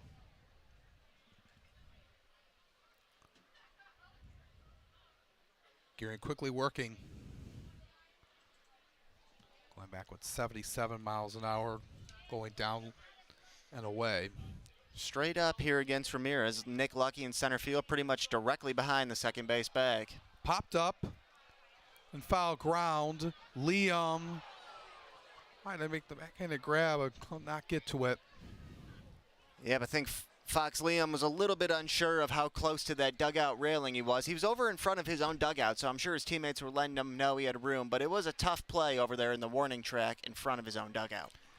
Yeah, it's a very spacious foul ground. Here at Jimmy John's Field, a lot of room to work with. Absolutely. Unlike at any other ballpark, 1-2 pitch, back to the screen. Beautiful facility here as we are at 8:35 local time. Jimmy John's Field has been a great place, to watch a game, and it's hosted a lot of events, some high school games here, in the spring. At the Macomb Area Conference Oakland Activities Association All-Star Game. That's a very cool game they do. I like that one a lot. And then they also hosted the Michigan Baseball Coaches Association All-Star Game. Usually down at Comerica Park, but there was a scheduling with the rain. They moved it to here this season. 3-2 pitch. Skies this one. Might have broke his bat. And a long run for Williams Nelson on the right field line. Have to hustle back. He was running backwards for it. And covered the ground. Good play by Williams Nelson. Yep, Williams Nelson did make that catch in fair territory, so that is a pop out.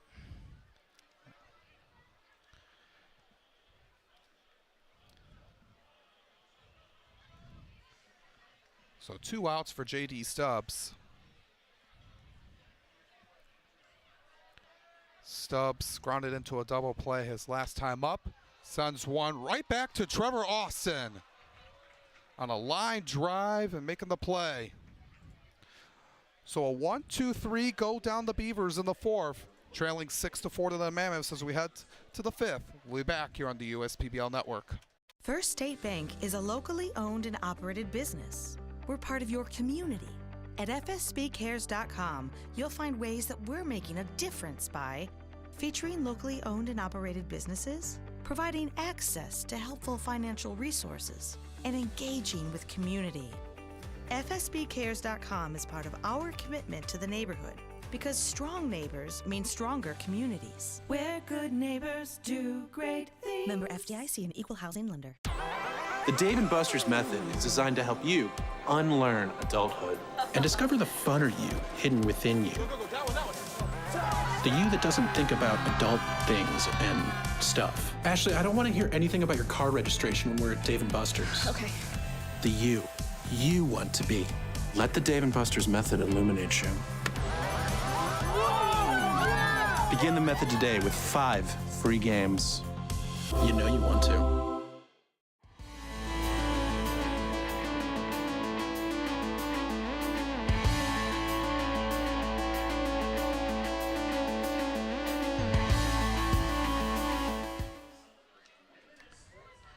Get ready to start the 5th inning. We got a new pitcher for the Beavers,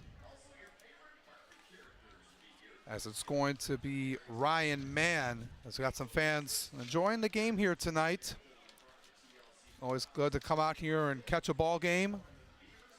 It's a gorgeous night for baseball. As we mentioned, Ryan Mann, the 6'5", 178 right-hander from Lawrenceville, Georgia, steps on the mound. Another product of Georgia Gwinnett. He's making his 18th appearance on the season.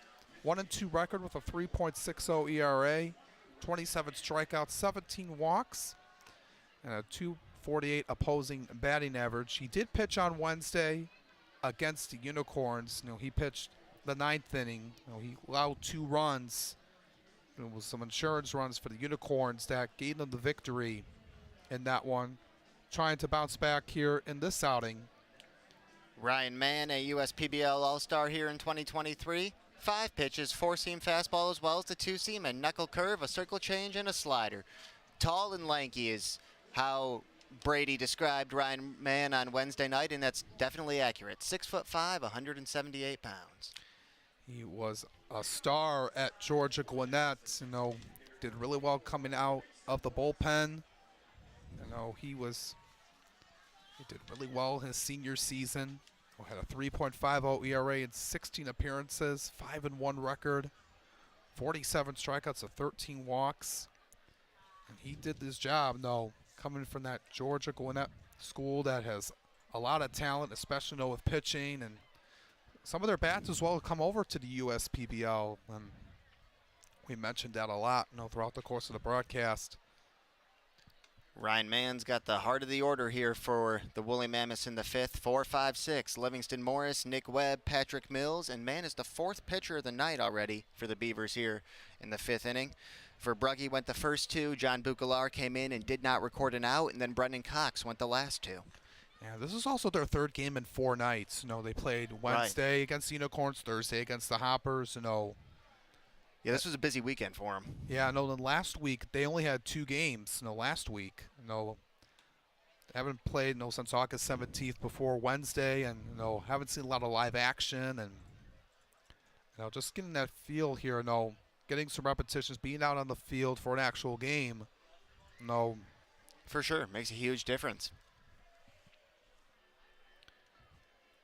Only 2 hits for them on the night, despite the 4 runs, but trying to recover from the 3rd and 4th inning. 6 runs and 8 hits for the Mammoths tonight. Mm-hmm. The Mammoths, they had a 9-2 victory on Sunday. They shut out the Unicorns 5-0 on Tuesday.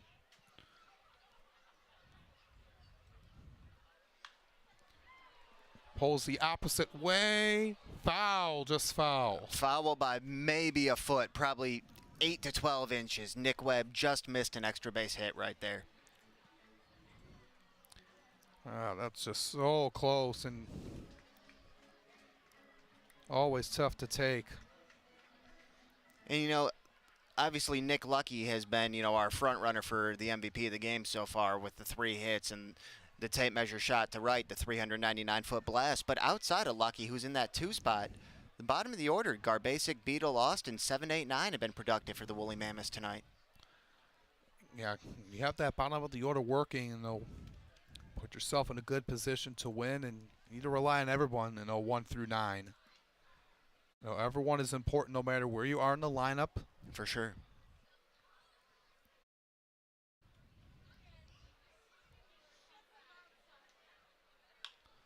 On the ground, out of below Malik Bolin. Morris goes first to third, and barely just avoids the tag by Ortega. Good throw from right. Yeah, it was a nice throw by Hilbrick, a kind of an uncomfortable looking slide by Morris there into third, but he did make it safely.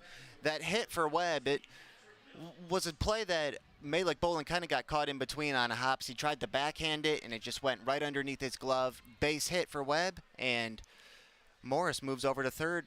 Woolly Mammoths on the corners with no outs here in the 5th. Trying to tack on to this lead, up 2. As Patrick Mills steps in, 0 for 2 tonight. He's trying to get in the hit column. Yep, ground ball and a strikeout tonight for Mills.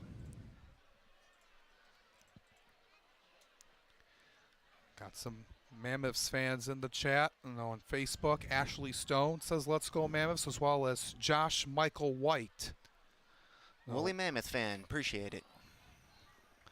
We're over to first base. Stevenson has Webb over standing up. 0-2 count on Mills. Runners on the corners with nobody out. Trying to add to a 6-4 lead. Sends this one out to left, and it hops in. Morris will score, and the Mammoths go up 3 thanks to that RBI single by Patrick Mills. And hit number 10 on the night. Patrick Mills going the other way with it. Extends the lead to 7-4. And you like going the opposite way, and you And not only is that hit number 10, it's also RBI number 10 for Patrick Mills this season in double figures now.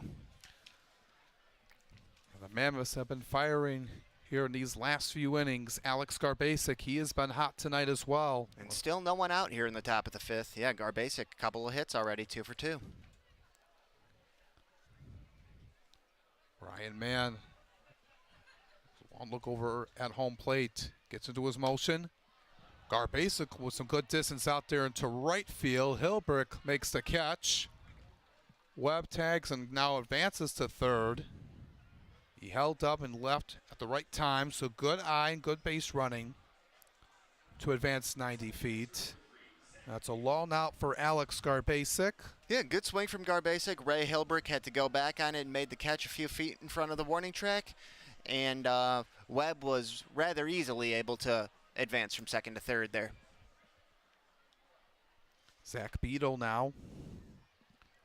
1 for 2 on the night. It's popped way up and skied in the air. Shallow right field. Hilbrick coming in. will not be deep enough to score the run. Yeah, that is a huge out for the Beavers.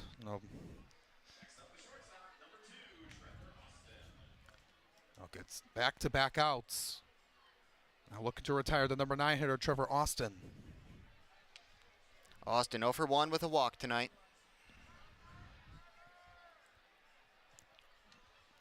He did score on that play in that 3rd inning where Nick Lucky, and then it was kind of a situation where Williams Nelson, he was at 3rd, and then a wild rundown, yeah.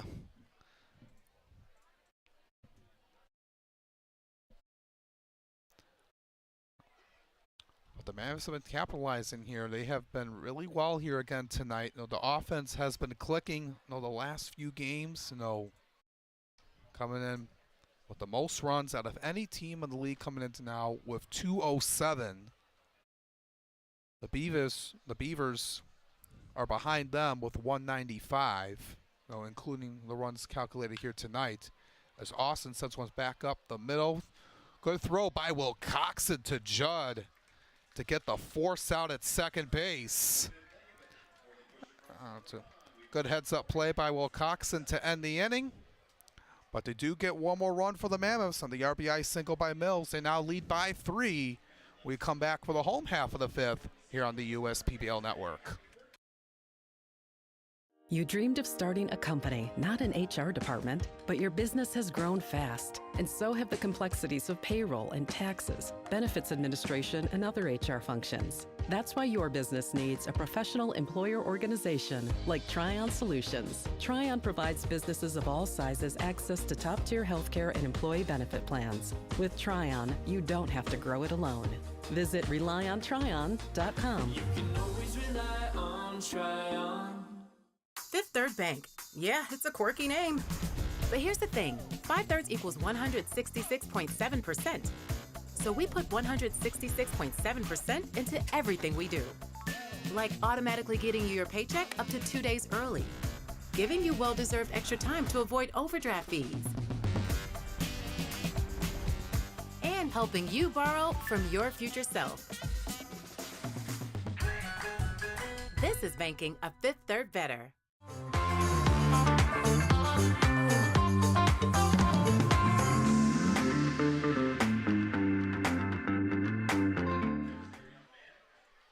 Inning number 3 of work for Chase Gearing.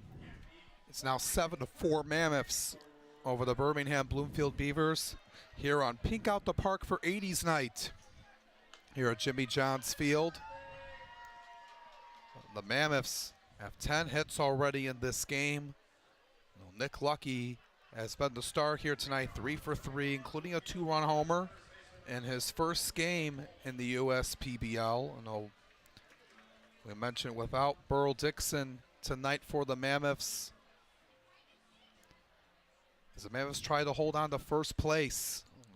The last week of the season blooming. Gearing will have the 4, 5, and 6 hitters, Malik Bolin, Ray Hilbrick, and Christian Ortega. 1-0 count here on Bolin. I think that one foul.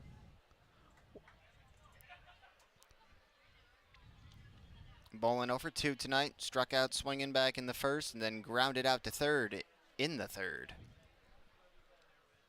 Hey, looking at it here as we're approaching the halfway point of this game here, Teddy, and the Beavers, they started out with the lead and then the Mammoths have taken control here. Well, how do you think they need to get back into this right now, and with only 2 hits for them here tonight? And there's a ground ball to shortstop right there. Austin over to Fox Liam. 1 out here in the bottom of the 5th as Bolin's retired. Yeah, you're right. They only have 2 hits. They benefited a lot from all those hit-by pitches and walks earlier. So I think it's only a 3-run deficit, not insurmountable by any means. But they got to start stringing together 2, maybe 3 hits here to give themselves some base runners, gives themselves a chance. Yeah, we mentioned they had that 11-2 win. On Thursday, that gave them a lot of momentum, and they only had 1 run on Wednesday. So this is a reasonable deficit to come back from, and certainly not over yet. So it's a 1-1 count. Hillbrook struck out swinging in the second, walked and scored in the third. I see that one at 82 miles an hour. Actually, they called it a strike, 1-2.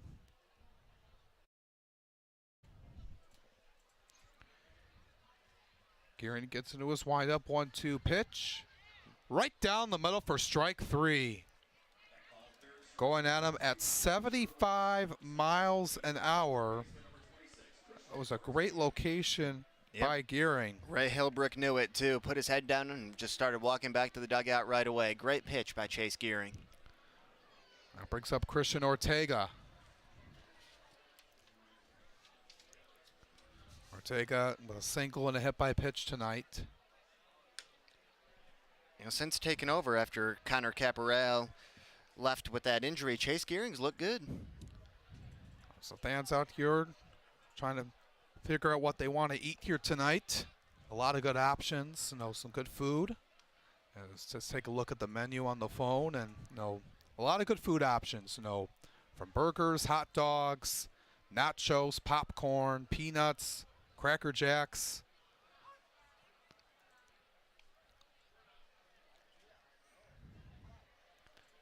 There's a look at it right there. USPBL.com. Give you all the information you want about this great league. Back up the middle of the line drive. Ortega with a 2-out base knock in his second hit of the ball game. We talked about it. We had the home run, almost had 2 home runs Thursday night. Christian Ortega's really swinging it, and that's continued here Saturday. Yeah.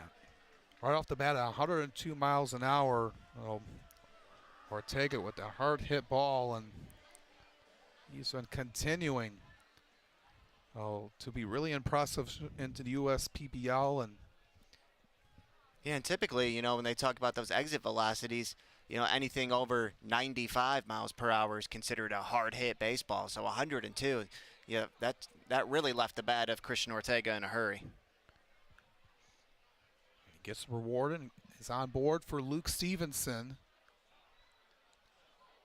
Pickoff throw hit Ortega there. Yeah, when goes behind first base, long run for Liam, but not far enough for Ortega to advance. Need everything you can here if you're the Beavers right now. And 23rd game this year for Luke Stevenson, 22nd start. He's hitting 127, does have a couple of home runs and 11 RBI. Would like to get one here to cut into this deficit, try to chip away. And he sends this one out of play into the seats.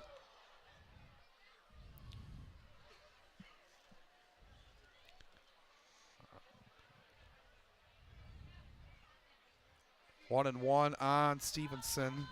There were 2 outs, runner on first. As we have fully transitioned into darkness here now. Oh, got him up there at 74 miles an hour. It's a good off-speed pitch and good location by Gearing.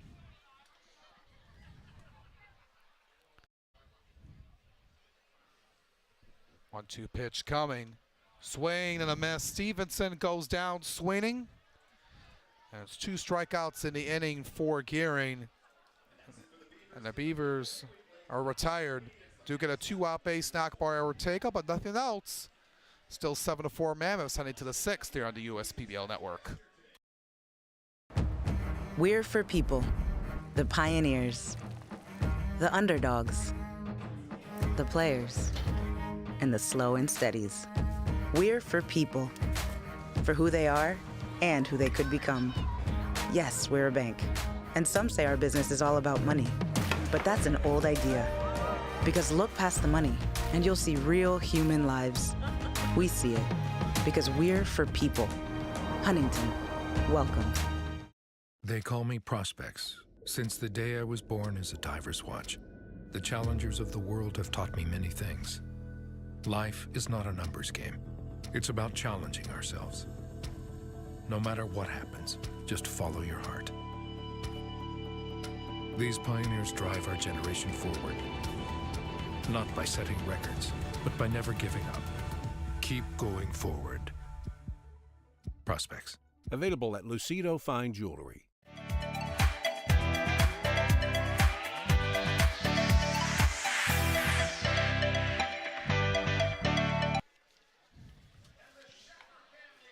Heading to the top half of the 6th inning. Here on this gorgeous night in downtown Utica, Jonathan LaGuire Cruz takes the baseball for the Beavers. Yep, LaGuire Cruz will be the 5th pitcher of the night for the Beavers. 6'1", 220-pound right-hander out of Lafayette in Indiana. Played collegiately at Division III Franklin College in the Hoosier State. Look at some of the fans here tonight.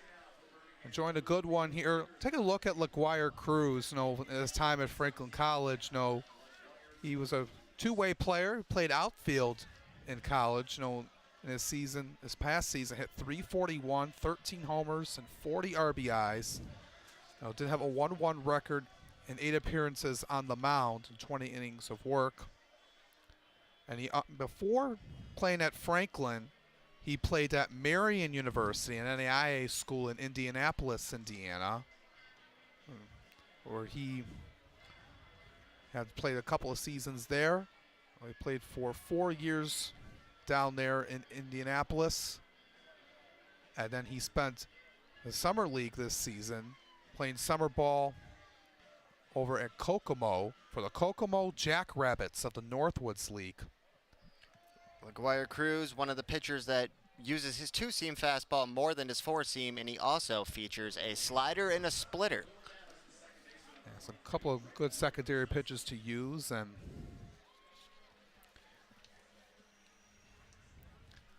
talking with Frankie Luska, the assistant coach of the Beavers, was talking with him, last night, and he's done really well since coming in as William Snelson disguised this one to Will Coxon as he's retired in one pitch. But going back to Cruz, he's like Coach Frankie Luska said, he's done really well what he's seen from him. He throws hard, looking to get his command better, get ahead in counts.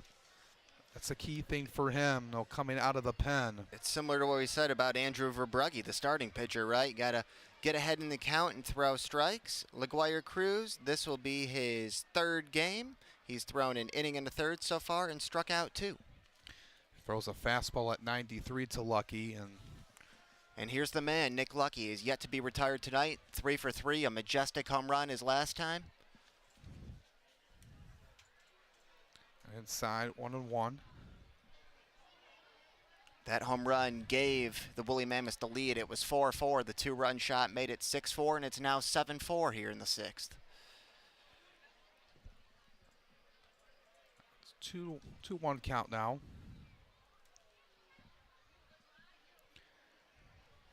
Nick Lucky. Mentioned playing at Coastal Carolina. In Conway, South Carolina.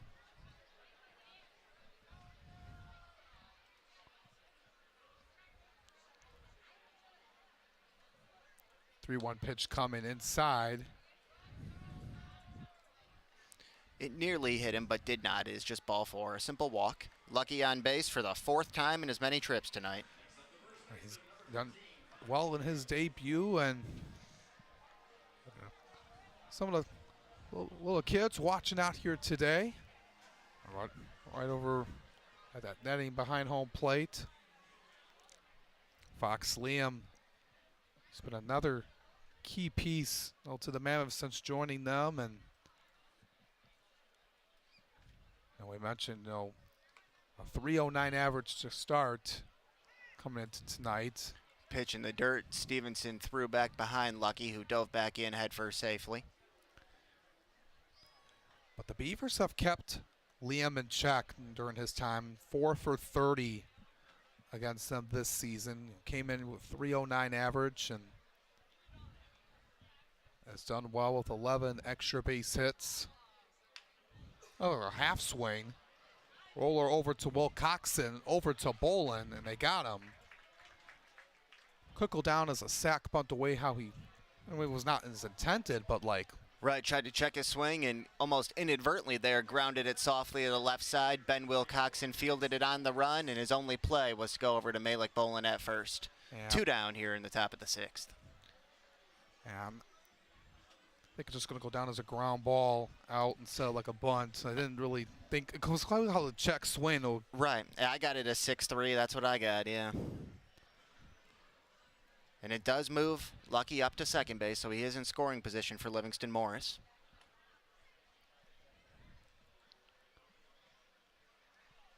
Morris is 0 for 2 with a couple of strikeouts. Cruz. It's a big rip by Morris and misses on that fastball at 90. Yeah, powered him with the fastball right there. He's the guy that won the home run derby, I know, this past July, but still trying to look for home run number 1. Cruz sticks looking home. Set one down. Goes back with the fastball.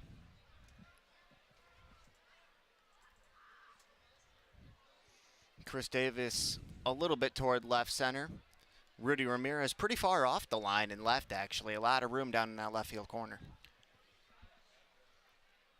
Especially a lot of room in right center as well. You see that huge opening. Lots of room. If you look at center, 395 and our right and the left of the flag.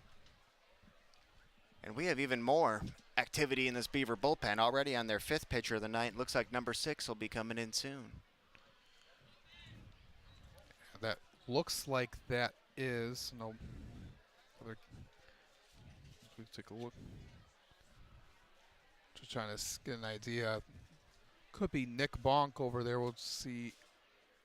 Actually, maybe not. They got Scalindo. We'll see. We're still trying to identify who that is over there. We'll get it for you. Just low, ball 4, Livingston Morris, a 2-out walk. Second time he's reached base here tonight.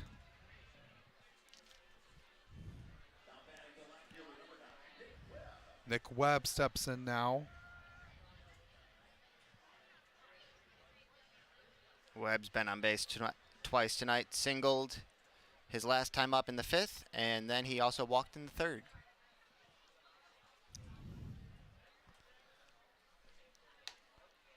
That's that one upstairs.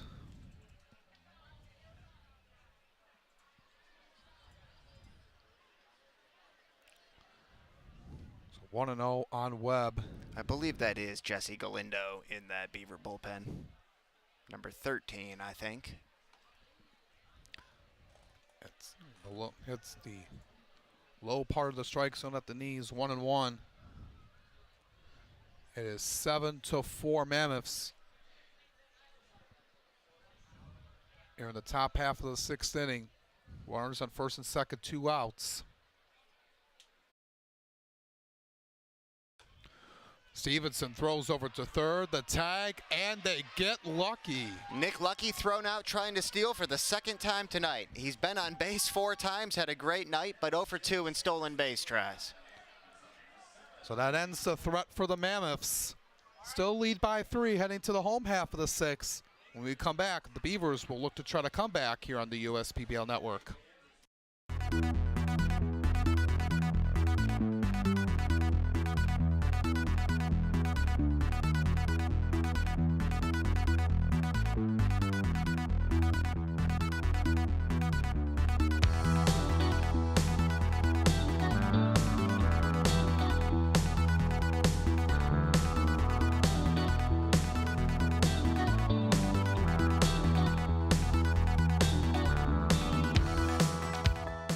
How do these business owners find the time for peace of mind? Because they rely on Tryon to handle difficult and time-consuming HR tasks like payroll, benefits administration, and more. Working with Tryon, one of the nation's top professional employer organizations, provides access to top-tier health care and employee benefit plans and its team of attorneys and HR experts. With Tryon, you don't have to grow it alone. Visit RelyOnTryon.com. You can always rely on Tryon.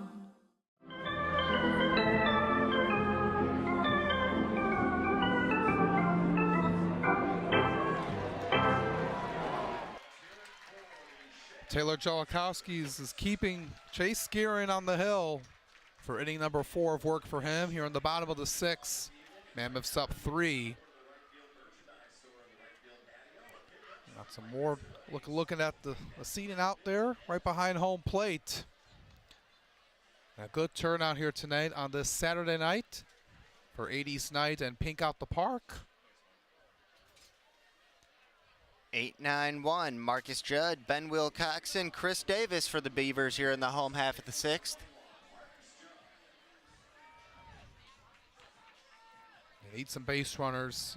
3 hits for the Beavers on the 4 runs, 10 hits on 7 runs for the Mammoths. Sent this one way high on the third base side and foul ground. Alex Skarbasic with the catch.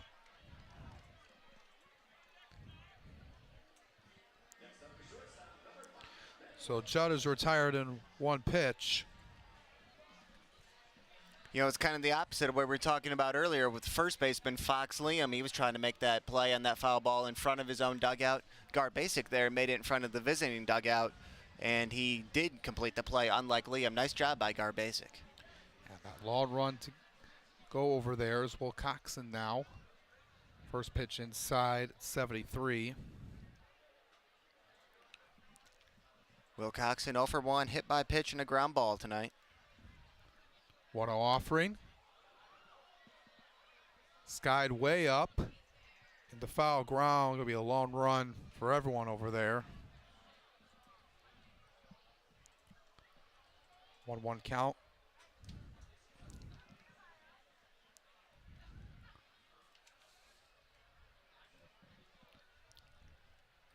Wilcoxon, 24 years old, will turn 25 on September 19th from Lexington, Kentucky, and played at Kentucky Wesleyan, Division II.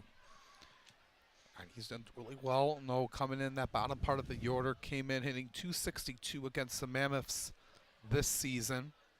And his senior season at Kentucky Wesleyan hit .305 with 5 doubles and a triple. It had 19 stolen bases. 3-1 on Wilcoxon. He's going back to the old school no batting gloves look here. Saw that one go high. That's a 1-out walk. All right, back to the top of the order with Chris Davis. Now, you would like to see him come through here. Now, he did have that bases loaded walk. He did get an RBI for in the second. 0 for 2 other than that. A ground ball in the first and a fly ball in the fourth. And here's another ground ball right side. It could be 2. Going over to Austin 1. The relay in time. 4-6-3. On the speedy Chris Davis, too. Nicely done by the Woolly Mammoths. Yeah, that was not an easy play, but they do turn 2. And the Beavers are quickly retired after the 1-out walk by Wilcoxon. We head to the 7th. We'll be back here on the USPBL Network.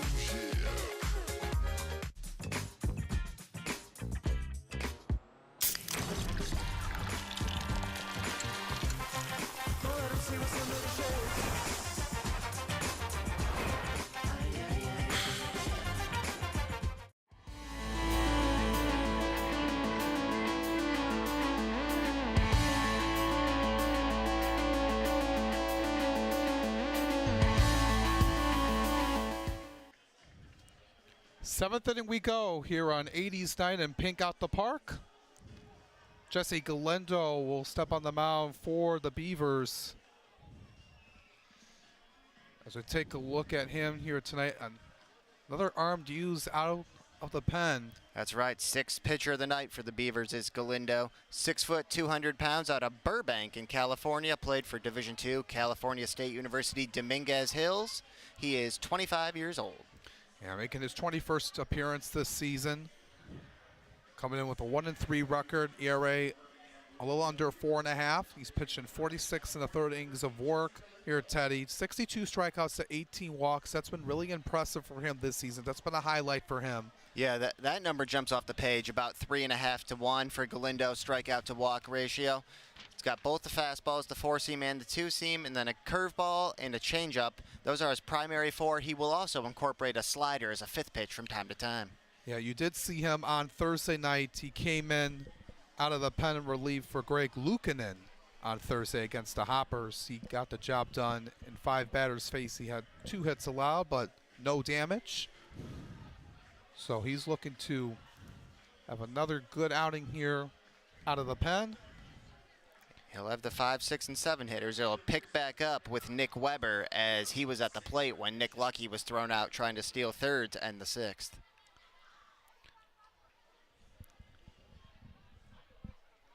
Still a 3-run ball game.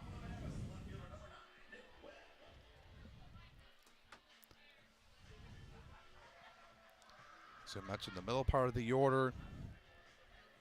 Due up here, Webb tonight, 1 for 2. He had a single his last time up.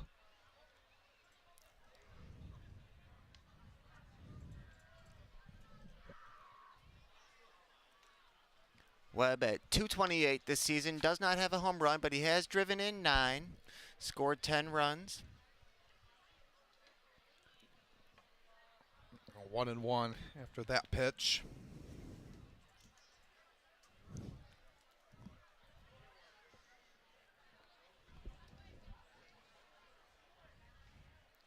Galindo gets in his long windup.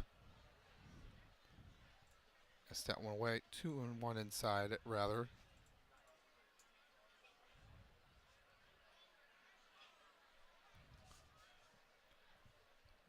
Galindo, long windup again. That one dropped. 3-1 off of Stevenson.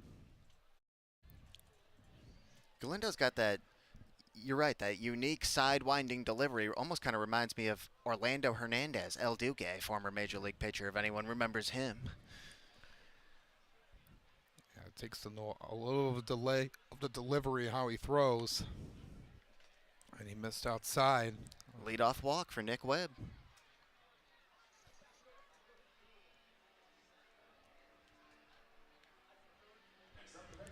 That brings up Patrick Mills. He singled his last time up in the 5th. Now, what are you looking for the Mammoths here, Teddy, to hold on to this lead? I don't know. Their pitching has been strong. No, with Chase Gearing coming in and getting his job done, and the offense stepping up here. What do you think they got to do here to hold on to this lead? Yeah, right now I would keep doing what they're doing. Their offense is clicking right now. It's, of course, namely Nick Lucky, been on base 4 times, but it hasn't just been him. This Woolly Mammoth lineup's working. And then Chase Gearing, you know, even though he is going to be potentially going out for his 5th inning of work, I'd ride with him as long as he says he's good to go. Yeah, he has been really reliable out of the pen. No, Connor Caparelli started the game. Left after an inning and a third after taking a ground ball, a hard-hit ground ball off the back.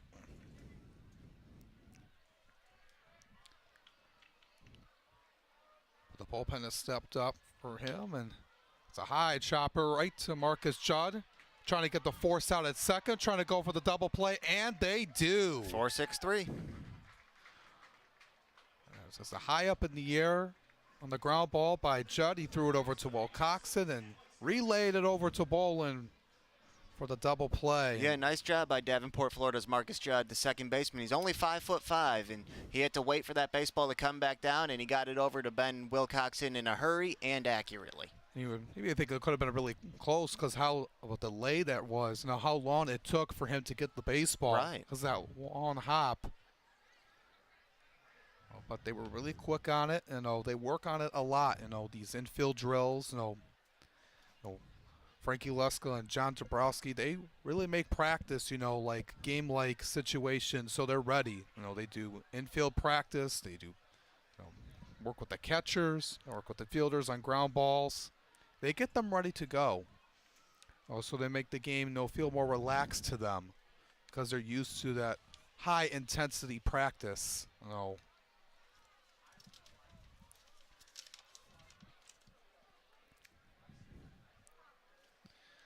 That's what the league is for. Developing guys. Getting ready for that next step. With MLB scouts. Looking at these guys. For sure. We've seen 4 players this season get signed by an MLB organization into their farm system. 50 overall since the league began in 2016. And yeah, 50. That's a tremendous milestone. And Judd and Will Coxon going back to that double play. And all the work they put in, like you were talking about, Alex, there's a reason both these guys were all-stars this year. We saw it right there. Yeah, Taylor Jellikowski's also done a good job in mentoring and guiding these guys. He played in the USPBL himself. And was signed by the Twins organization in 2017. And run up on strikes is Alex Garbasic. At the knees. He did not like the call. We're through 6.5. It's a 7-4 lead for the Mammoths over the Beavers.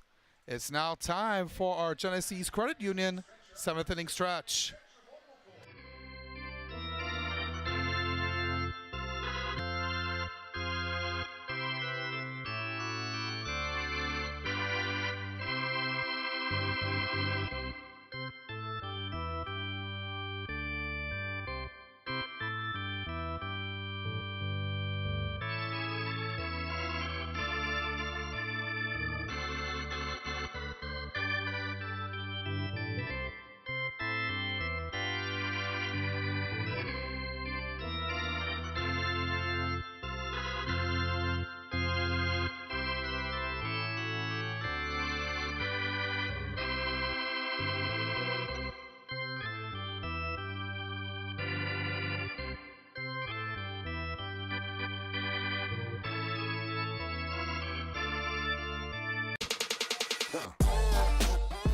Check your checking. If your account doesn't get you pumped, amped, or geeked, make the switch to Genius Checking from Genesis Credit Union. It's just genius.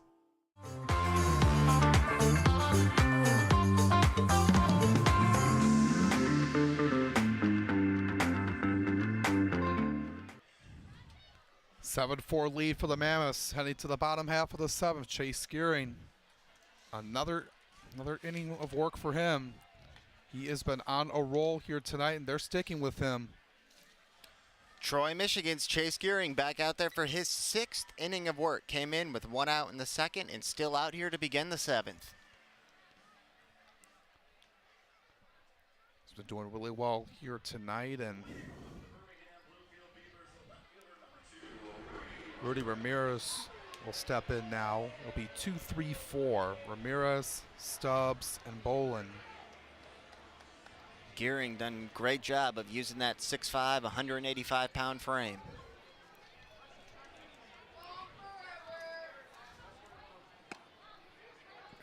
Inside with the fastball to Ramirez. Ramirez is 1 for 2 tonight. Had an RBI single in the 2nd. On the ground, over the first, off the glove of Liam. So last time, Gearing stepping on the bag, and they just got him. That was a difficult play, and bobbled out of Liam's glove, but Gearing was able to recover and step on the bag just by about a half a step or so, and Ramirez is retired. 3-1 goes to put out, but that's not your typical 3-1 put out. Yeah, that just was... That could have been a little bit of trouble, if he would have reached, but... It was a great job by Chase Gearing to even be there in the first place, to be prepared. That's why you never take anything for granted. Never assume anything, because he could have just thought, oh, Fox Liam will have this routine ground ball, and there would be a base runner on first right now. It's good communication and good awareness. And Stubbs Swan on and swings this one into left. Sliding play, Trevor Austin. Over the shoulder basket catch by Trevor Austin. That is as fine of a play as you will see by a shortstop in the USPBL. A long run by Austin as Webb and Garbasic go around him and making a spectacular play. Taking away a base hit from Stubbs.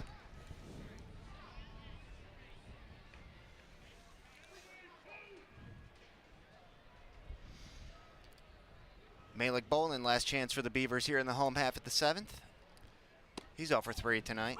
At the knees for a strike. No, mention him. Know how he has been a key piece. No, at that number 4 spot in the order, and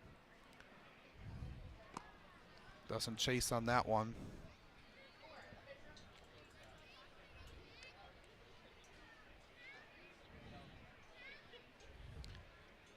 One count here on Bolin.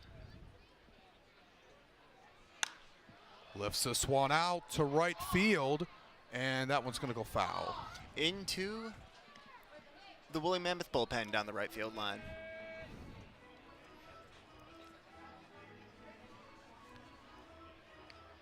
A good read on it, but goes foul.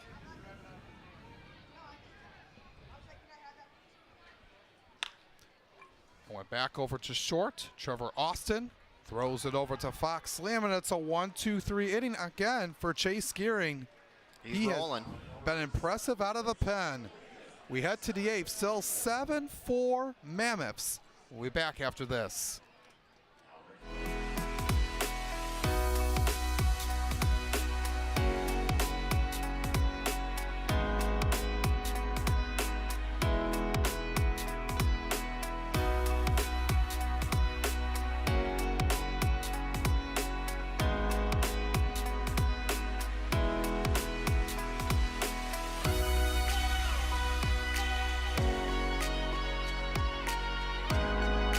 Throughout your life, from big moments to ones well-earned, we're your financial guardian angel. Alliance Catholic Credit Union.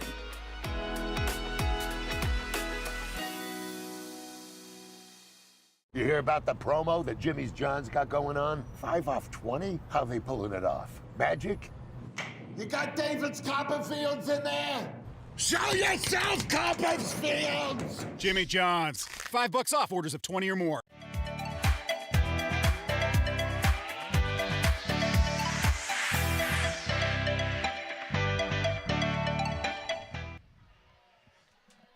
We're off to the 8th here at Jimmy John's Field. The Beavers down 7-4. Jesse Galindo gets back to work. So take a look at the Beavers dugout. Still trying to fight in this game, trying to hang around. Jesse Galindo did really well in the last inning,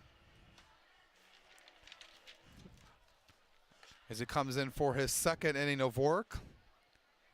Got a double play ball off the bat of Patrick Mills. And got Garbasic to strike out looking. He's going to face 8, 9, and 1, Beadle, Austin, and Nelson.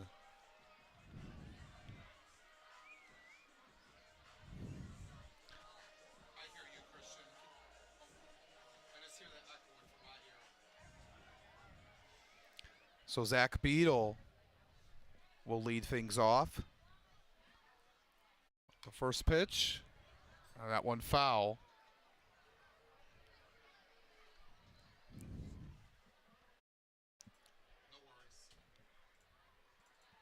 Beadle tonight 1 for 3. Popped out to right his last time up. Away 1-1. Yep, Beatles hit a single back in the 3rd inning. Glad to have you with us here tonight. Alex Johnson, Teddy Rydquist on the call for you this evening.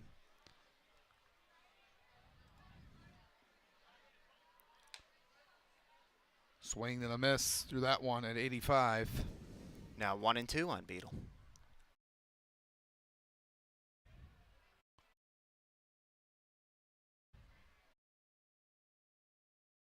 Beadle taking his time, getting back in the batter's box. Galindo getting set. Takes a look with the pitch clock at 10. Now gets into his windup. The 1-2 pitch coming. Swing and a miss. That is the second strikeout of the evening for Jesse Galindo. Second straight strikeout for him. He also struck out Garbasic to end the 7th. Yeah, that's good location there. Getting Beto to go down swinging. Now Trevor Austin steps in, who made that spectacular catch to take away a hit from J.D. Stubbs. Yeah, sliding over the shoulder grab in shallow left field. Check swing. And goes foul.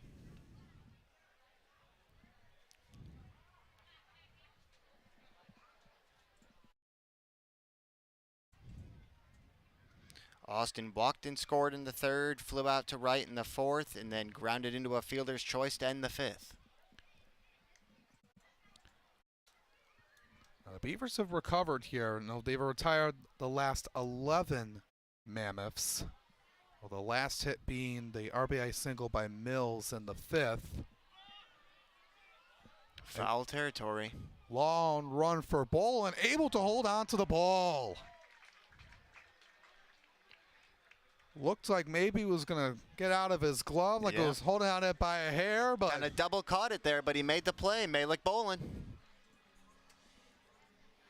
That's 2 quick outs for the Mammoths here in the 8th. It's the first time tonight we've seen someone make a play on a foul ball down that first base line there. It seems whenever they go to the right side down the first base line, they've been able to find a way to drop and reach the ground safely tonight, but not that time. Nice play by Malik Bolin. And you're just looking at that light, you know,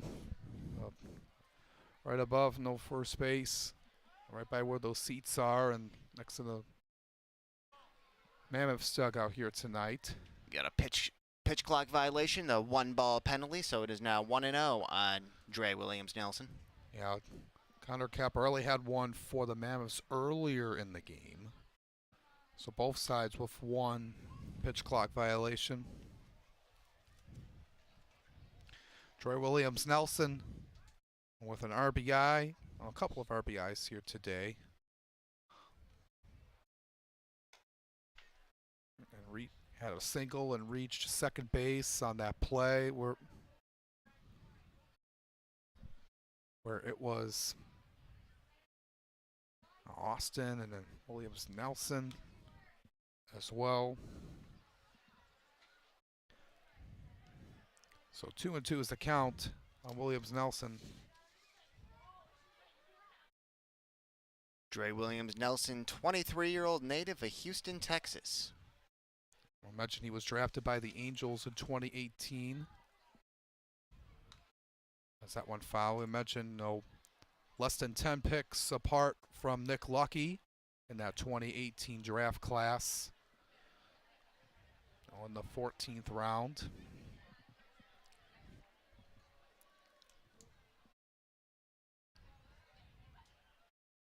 Galindo with 2 seconds on the pitch clock. And was trying to get a timeout. And some fans taking some selfies, here at the ballpark.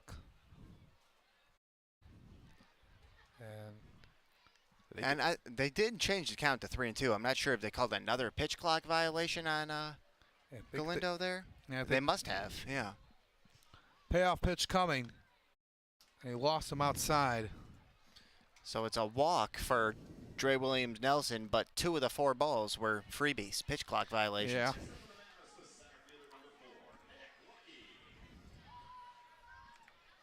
So Nick Lucky will come in now. Been on base all 4 times. 3 hits and a walk. That home run to put the Mammoths in the lead. That was back in the 4th inning. Good job by Galindo. He did the outside part of the plate. 0-1 pitch. Check swing. Did not go. Ball 1. 7-4. Woolly Mammoths leading the Beavers here in the top of the 8th inning. Got Williams-Nelson at first base. Got to be careful with him. if you're the Beavers, does have a little bit of a lead.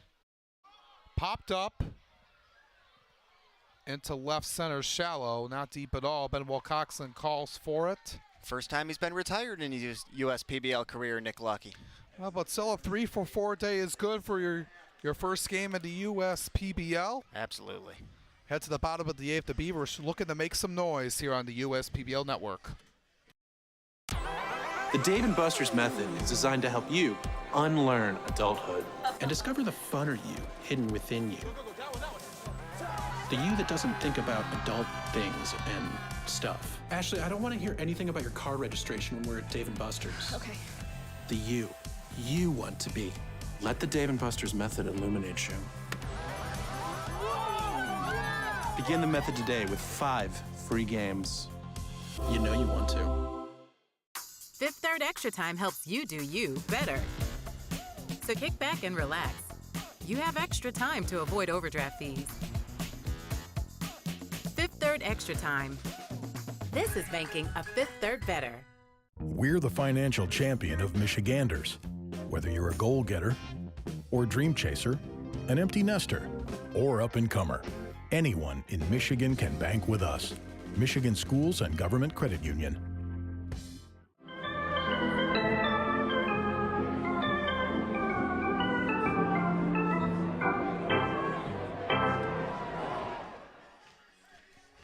Welcome back, everyone. Bottom of the 8th inning. Chase Gearing continues to work here. And he has been impressive coming out of the pen here tonight. And we mentioned that a lot, but you rarely see no reliever going 6 innings. Oh, yeah, he's effectively made a start tonight, and if it weren't for his center fielder, Nick Lucky, Chase Gearing would probably be our MVP tonight. Ray Hilbert swings at the first pitch. Going to be a long run out to right center field. That one's going to go all the way to the wall.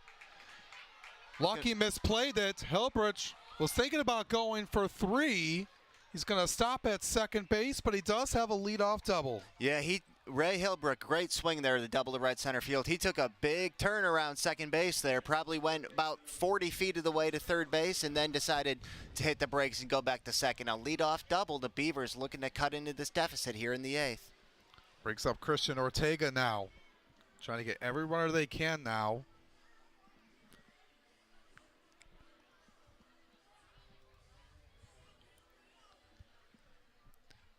All appears to be quiet in that Woolly Mammoth bullpen for the time being. Ortega, we mentioned he had that 5 RBI night on Thursday. Looking to come through here again here tonight. With runners in scoring position. Oh, for him, 6 of 19. 1 away, 1-1.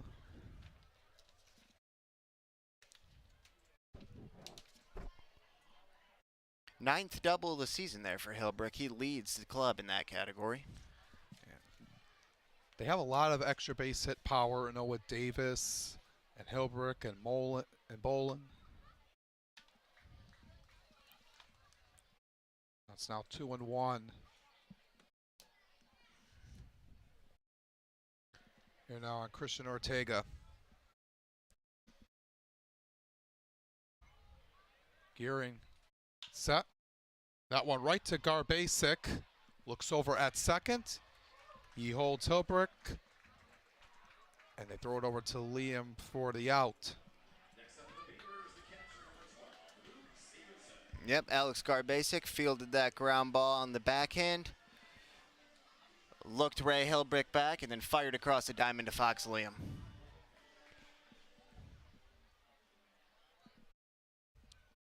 Luke Stevenson now. Need to get another runner on to bring the tying run to the plate.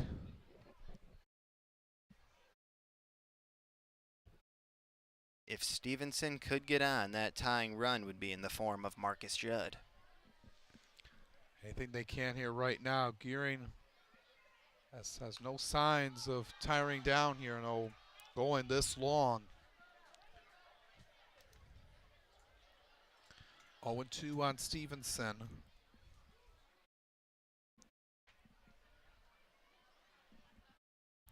The Mammoths are back in action tomorrow against the Hoppers.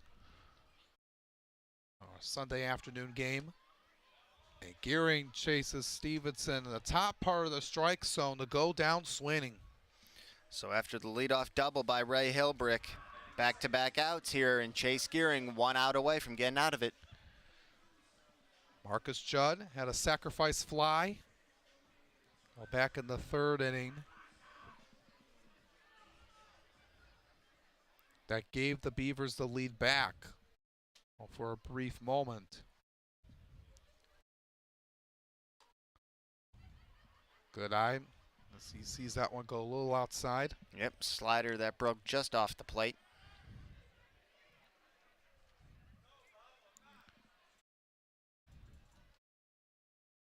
Gearing looking from the stretch, looks over at second. Tipped into the glove for strike 1.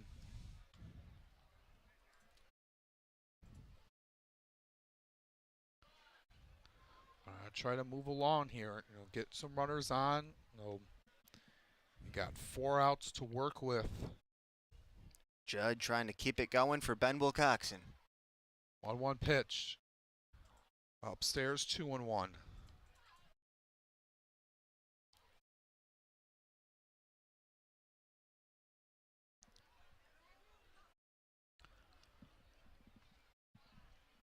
Gearing gets set after that 89 miles per hour fastball.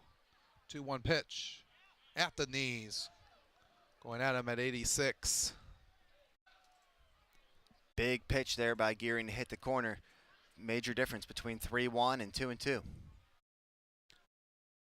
And with 2 strikes, Judd will use his timeout now. Yeah, needs to just think about what he's going to do here. Can't let one go by him. Gearing knows he can't lay one off. The 2-2 pitch and 2 outs, runner on second for the Beavers. Trying to threaten here. It was a first pitch swinging double. And then the ground out by Ortega, then the strikeout by Stevenson.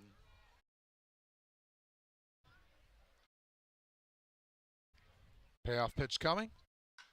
Sends this one out to left field. Going to be a long run, and that one is going to be gone. Number 2 for Marcus Judd.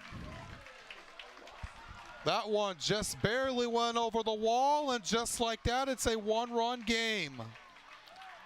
Now 7-6 here in the bottom of the 8th. 3 RBI night for Judd. He's got 24 this season now.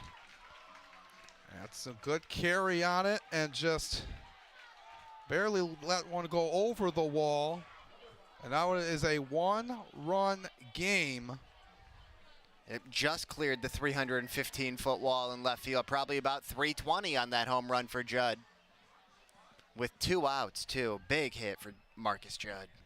Payoff pitch count, and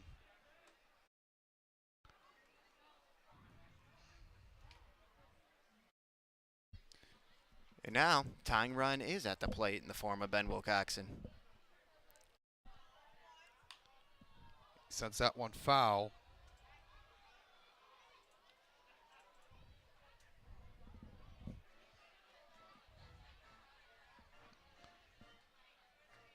It's a good pitch by Gearing by Judd, and just sent that one high, and it was a long run. Trying to chase in that one, the effort by Nick Webb. It's now a 1-run game. 1-2 on Wilcoxon. Swing and a miss. Wilcoxon goes down swinging, and that's going to end the inning. Wilcoxon thought he had a tip on it. He thought it was foul. He's just standing at home plate. John Dabrowski wants an explanation. It looks like the umpires are going to get together to discuss this. I would be surprised if they change it. The players have completely left the field already. Beavers even starting to come back out here. Yeah. And Yep, they're not going to change it. They say swing and a miss, strikeout of Will Coxon. Yep, but they do get 2 runs back on the home run by Marcus Judd, and just like that is a 1-run game as we head to the top of the 9th inning. We'll be back after this. The Dave & Buster's method is designed to help you unlearn adulthood and discover the funner you hidden within you. The you that doesn't think about adult things and stuff. Ashley, I don't want to hear anything about your car registration when we're at Dave & Buster's. Okay. The you want to be. Let the Dave & Buster's method illuminate you. Begin the method today with 5 free games. You know you want to. Fifth Third Extra Time helps you do you better. So kick back and relax. You have extra time to avoid overdraft fees. Fifth Third Extra Time. This is banking a Fifth Third better. We're the financial champion of Michiganders. Whether you're a goal getter or dream chaser, an empty nester, or up-and-comer, anyone in Michigan can bank with us. Michigan Schools and Government Credit Union.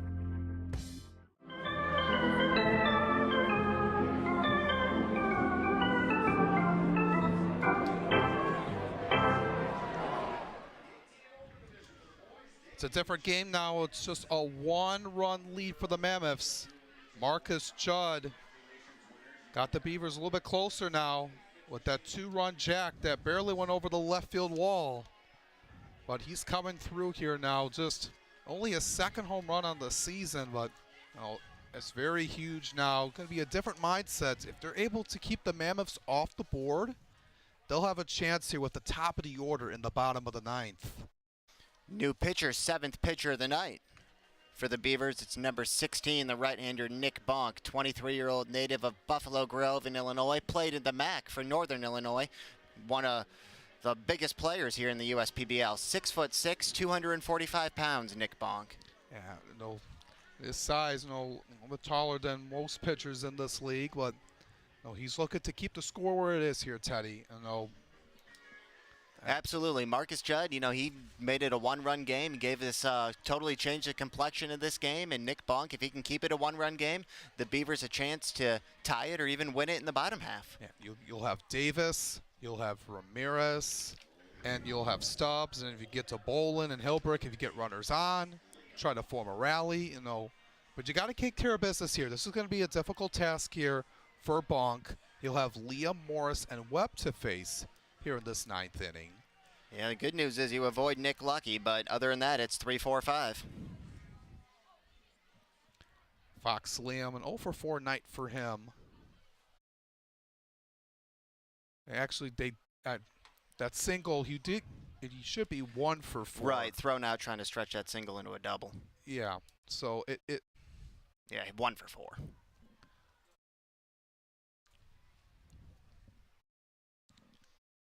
1 pitch coming from Bonk.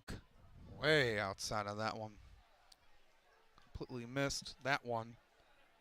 Bonk pitched Thursday. He pitched an inning of work in the 8th against the Hoppers. And 4 batters faced, he struck out 2. Played at Northern Illinois, like you mentioned. A Husky. He made 15 relief appearances. Skied way up on the third base side. Now moving into foul territory is Luke Stevenson going down for it, unable to make the play. Yep, overran it. Luke Stevenson did. He was holding his mask in his right hand, in his throwing hand, and then was moving toward his dugout there in foul territory, and then the baseball was over his head, tried to reach back behind him and couldn't make the catch. So new life here for Fox Liam. Stays alive here. We'll see how that comes back.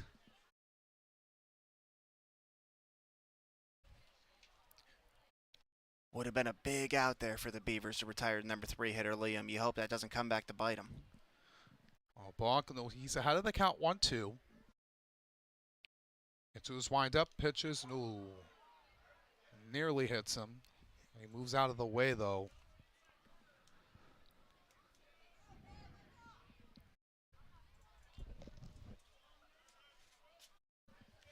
Yeah, that was very close to grazing Liam there. I thought it may have, but it did not. 2-2 the count.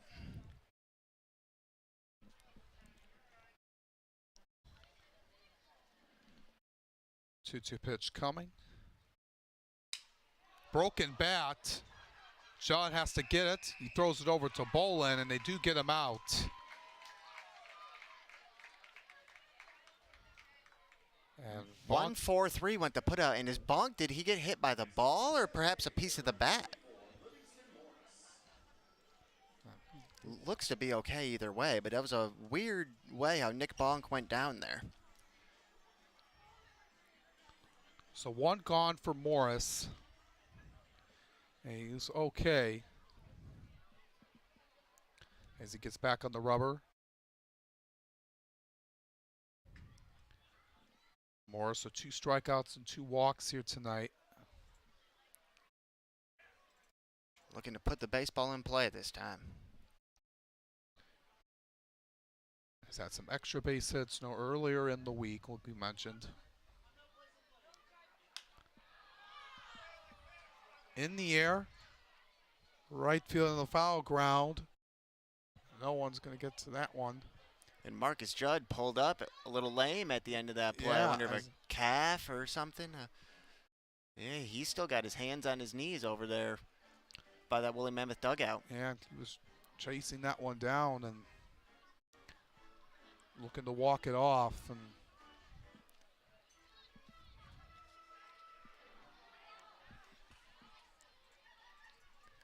it's a 7-6 game here in the 9th inning.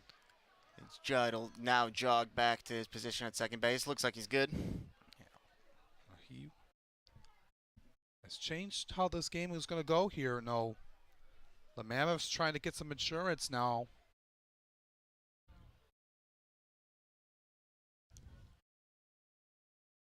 One missed, 2-1. We mentioned the bullpen has been really good, for the Beavers. Keeping the Mammoths, off base, hitting wise. They made some mistakes with some base on balls, but still, they've been stuck at 10 hits since the 5th inning. Yeah, and that 2-1 pitch from Bonk there missed wildly behind Livingston Morris. 3-1. I think he just flat out lost the grip, slipped out of his hand. Yeah.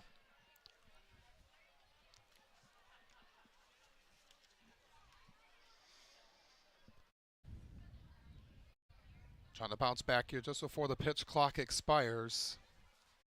And I think he rushed that one. He had like a second before he had to throw the pitch.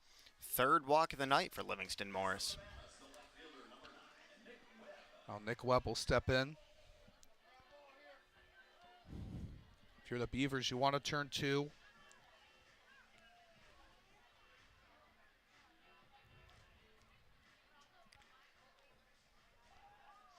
They want to keep the score where it is. Heading to the bottom half of the ninth, will have their last chance. Beavers did turn a double play back in the 7th, but it'll be much harder to now as the wild pitch moves Morris up 90 feet. Not what you wanted, if you're Bonk. And the Beavers, after this, they will be looking at on Thursday. They'll play the Unicorns, and then they'll play the Mammoths again on Friday next week. The Hoppers play the Mammoths tomorrow here at Jimmy John's Field. That's Sunday afternoon at 1:05. That'll be a good game. Matchup with the top 2 teams in the USPBL here in 2023. Yep, the Mammoths won last Sunday's matchup 9-2.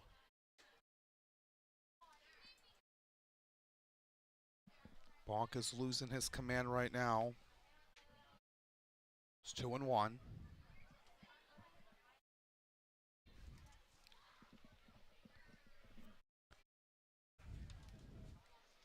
The runner on second base. That one goes in. Now Morris is now 90 feet from home. Morris reached with the walk, and now 2 wild pitches have moved him over to 3rd.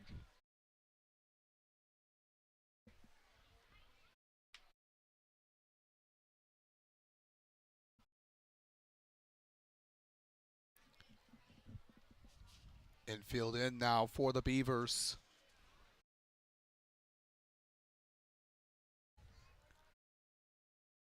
Eight seconds on the pitch clock for Bonk. And just missed him with the fastball. Back-to-back walks. Runners on the corners now for Patrick Mills. He did ground it into a double play his last time up. Had an RBI single the time before that in the 5th. He's 1 for 4 tonight.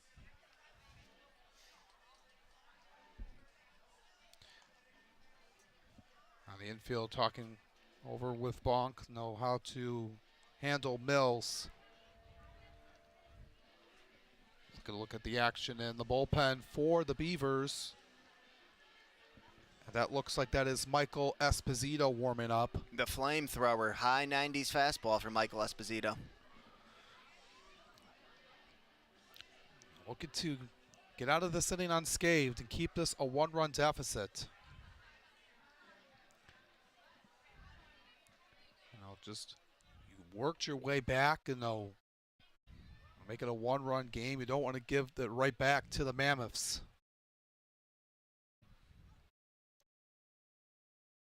Need to take it one pitch at a time, and that one hit him on the knee to load the bases.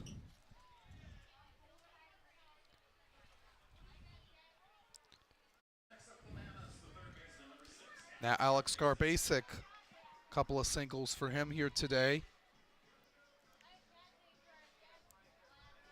So after the 1-4-3 put out of Fox Liam to begin this top half of the 9th, walk, hit by pitch have loaded him up full of Woolly Mammoths. Get it out. Oh. Mound visit. We'll see what they do here as John Dabrowski takes a long walk over from the dugout. Esposito is still warming up. And this buys him some additional time. Bases loaded now for the Mammoths. They got Morris at third, Webb at second, and Mills at first. It's a 7-6 game. It started out with the Beavers having a 3-run lead in the second. And then the Mammoths got 3 of their own to tie it up. And then the Beavers got one back on the sac fly by Judd. And then 3 more by the Mammoths in the 4th, including a 2-run homer by Nick Lucky. And then added another one in the 5th by Mills. And then 2 runs by the Beavers in the bottom half of the 8th, thanks to a home run by Judd. And that's where we stand right now. There's a long conference out at the mound here. Home plate umpire even involved in the discussion. And they are going to take the baseball from Bonk and go to Esposito. So after a long discussion and the decision, John Dabrowski is going to head to the bullpen. Top of the 9th, bases loaded, 1 out for the Beavers. Michael Esposito trying to get out of this jam. We'll see if he does when we come back here on the USPBL Network.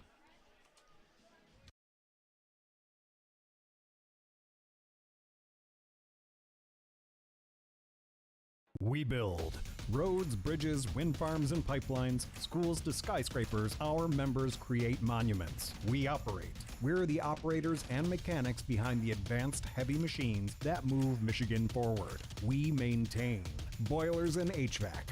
Our members run the complex heating and cooling systems that we all depend on. Our training is second to none, and safety is our priority. We are Operating Engineers 324, and we keep Michigan running. We're the financial champion of Michiganders. Whether you're a goal getter or dream chaser, an empty nester or up-and-comer, anyone in Michigan can bank with us. Michigan Schools and Government Credit Union. Slide into a new home. Work with a local mortgage pro who works for you. Get a cheaper, faster, easier home loan. Find a mortgage broker near you today at findamortgagebroker.com.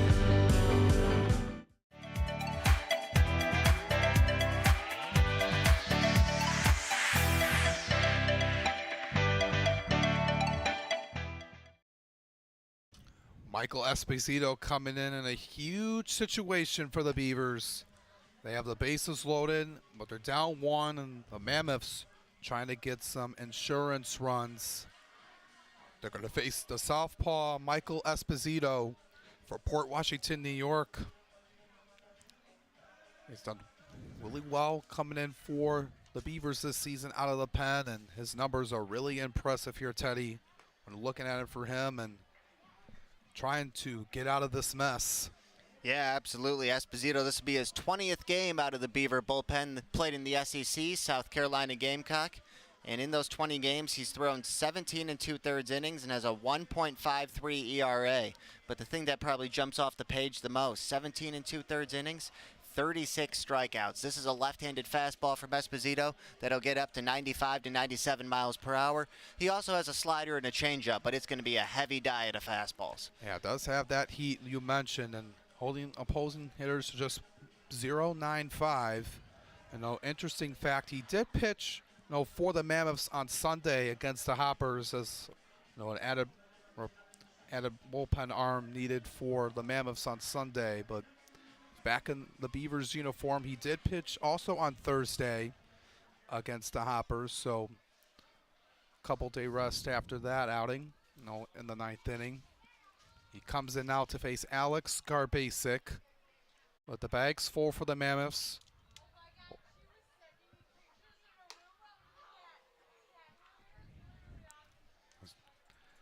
Just a little bit up. Looked like a good pitch there from Esposito.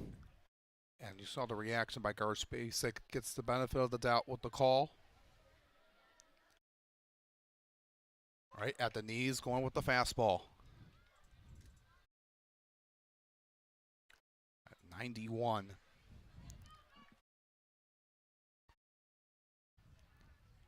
One pitch coming. Swing and a miss. Got up to 93 with that one. Garbasic against lefties, hitting just 231. Against left-handed pitching, 215 as a whole coming into tonight for the Mammoths. 1-2 pitch coming. One low, 2-2. The catcher, Zach Beadle, on deck. Want to get an out here. You really want a double play ball if you're the Beavers, but any out you can get. Swing and a miss. That is a huge strikeout as Michael Esposito sits down Alex Garbasic. Absolutely, Alex. Big time out. And strikeout number 37 this season for Esposito. 2 down here in the top of the 9th. Still 7-6 Woolly Mammoths. Still got some work to do here. Zach Beadle.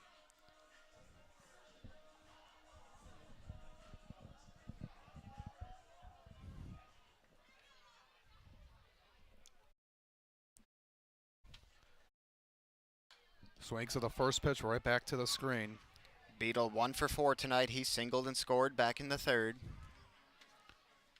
Beadle hitting 214 against lefties. Hitting better average-wise against the lefties, opposed to the 194 against right-handed pitchers. 0-1 offering, chased him upstairs. That's what a common theme we've seen throughout this USPBL season whenever a team has been facing Michael Esposito. Hitters have a hard time laying off that fastball between the belt and the letters with him. It's a high fastball. It's a ball above the strike zone, but it's just hard for hitters to lay off it. Going after it here, but Esposito steps off, gets to reset the pitch clock. 0-2 pitch coming. Swing and a miss. Michael Esposito gets the job done, and the Mammoths are left with the bases loaded. Michael Esposito, what a job coming out in a high-pressure situation to slam the door and keep the Mammoths off the board. That is huge heading into the bottom of the 9th, folks. Coming up in the bottom of the 9th will be the last chance for the Beavers. They'll have Chris Davis, Rudy Ramirez, and J.D. Stubbs. Top of the order. They'll look to either force the sudden death inning or walk off when we come back here on the USPBL Network. With a transforming world, we can see how drastically the world is heading towards automation. And so, we need 24/7 surveillance and security systems for our homes and businesses to avoid any theft or breach of privacy. JARPCOM brings the installation of security cameras to the tip of your fingers with our state-of-the-art mobile app. JARPCOM also provides surveillance monitoring of your entire property with flexible options that offer a dependable solution to be scaled to fit any domestic or commercial need. Contact JARPCOM today for a free estimate at 800-369-0374 or look us up on the web at jarpcom.com. Make your move with a quick and easy mortgage from Genesis Credit Union. We have mortgages to fit your life. Genesis Credit Union. Visit us today.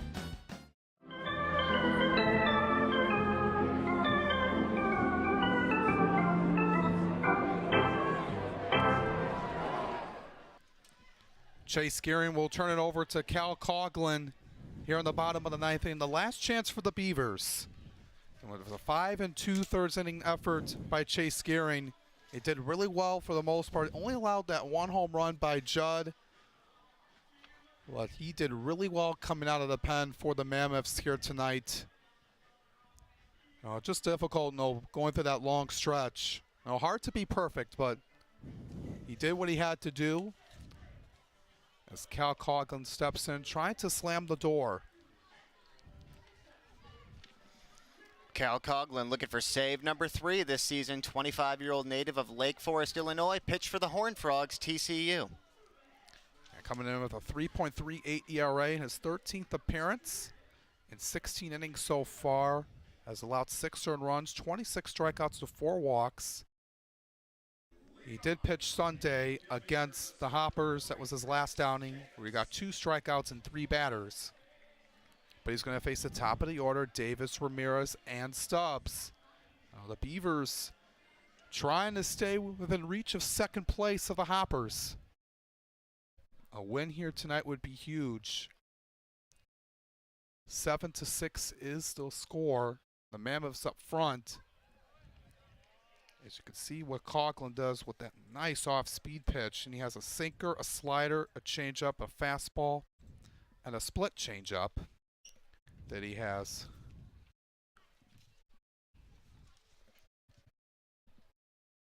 A 1 pitch. Goes to the fastball and just misses.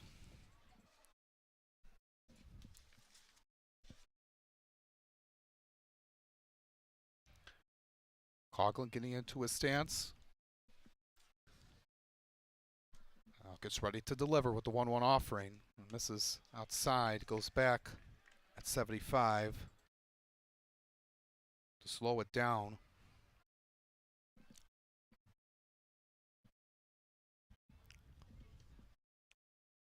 Two 1 pitch coming. Oh, nice pitch. Able to find a part of the plate, 2-2, able to sneak that one in. Davis 0 for 3 with a walk tonight. That walk came back in the second. You need base runners if you're the Beavers. Davis trying to get one on here with the 2-2 pitch. Goes the opposite way into left field, and that one's going to drop there. Davis hustling into second base, sliding in safely for a leadoff double. Chris Davis, that's why he's an MVP candidate, coming up big when the Beavers need him most.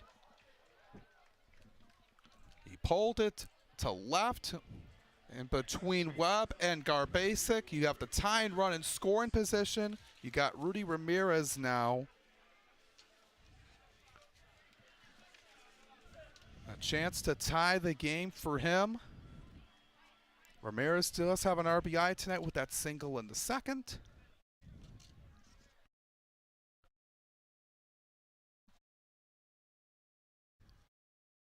Coughlin gets into his motion. Goes off speed, but down the middle for a strike. 8th double this season for Davis, putting him 1 back of Ray Hilbrick for the team lead. Trying to set the table, trying to move the train along. 0-1 pitch on the ground. Davis will have to hold. Austin will throw over to Liam for the first out. Nice job there by Trevor Austin, ensuring that he held Chris Davis at second base. J.D. Stubbs now. A reliable guy that John Dabrowski relies on here. With runners in scoring position, he does really well in these situations, hitting .302. Coughlin is 3 seconds on the pitch clock, has to get it off. He does, and forcing him to swing and a miss on that one. It was going low into zone. It was going below the knees, but Stubbs went after it. Stubbs 0 for 4 tonight. He was robbed of a hit on that sliding catch by Trevor Austin his last time up in the 7th. Oh, lines that one in, 0-2. Boland's on deck. He would really like to get Stubbs on. 0-2 pitch coming. Swing and a miss. It's a drop third strike. 2 gone. Last chance now for the Beavers with one more out remaining. Malik Boland. Yep, Malik Boland, the last hope. Cal Coughlin 1 out away from save number 3. Boland getting .295 with runners in scoring position and with 2 outs. Stubbs and Boland a collective 0 for 9 tonight for the Beavers. See if Boland can change that right here. A time called here. Beavers trying to at least force extras if they can get Davis a score here. They got a piece. Goes back. A slider left over the middle of the plate, and Boland just missed it. Coughlin might have got away with one there, 0-1. Boland wishes he had that one back. I think so too. Trying to come through here on the clutch. Coughlin trying to close the door. 0-1 pitch. Goes foul. Had to skip out of that way as John Dabrowski. One more strike remaining for the Beavers. Showing off the vertical leap, John Dombrowski. Yeah.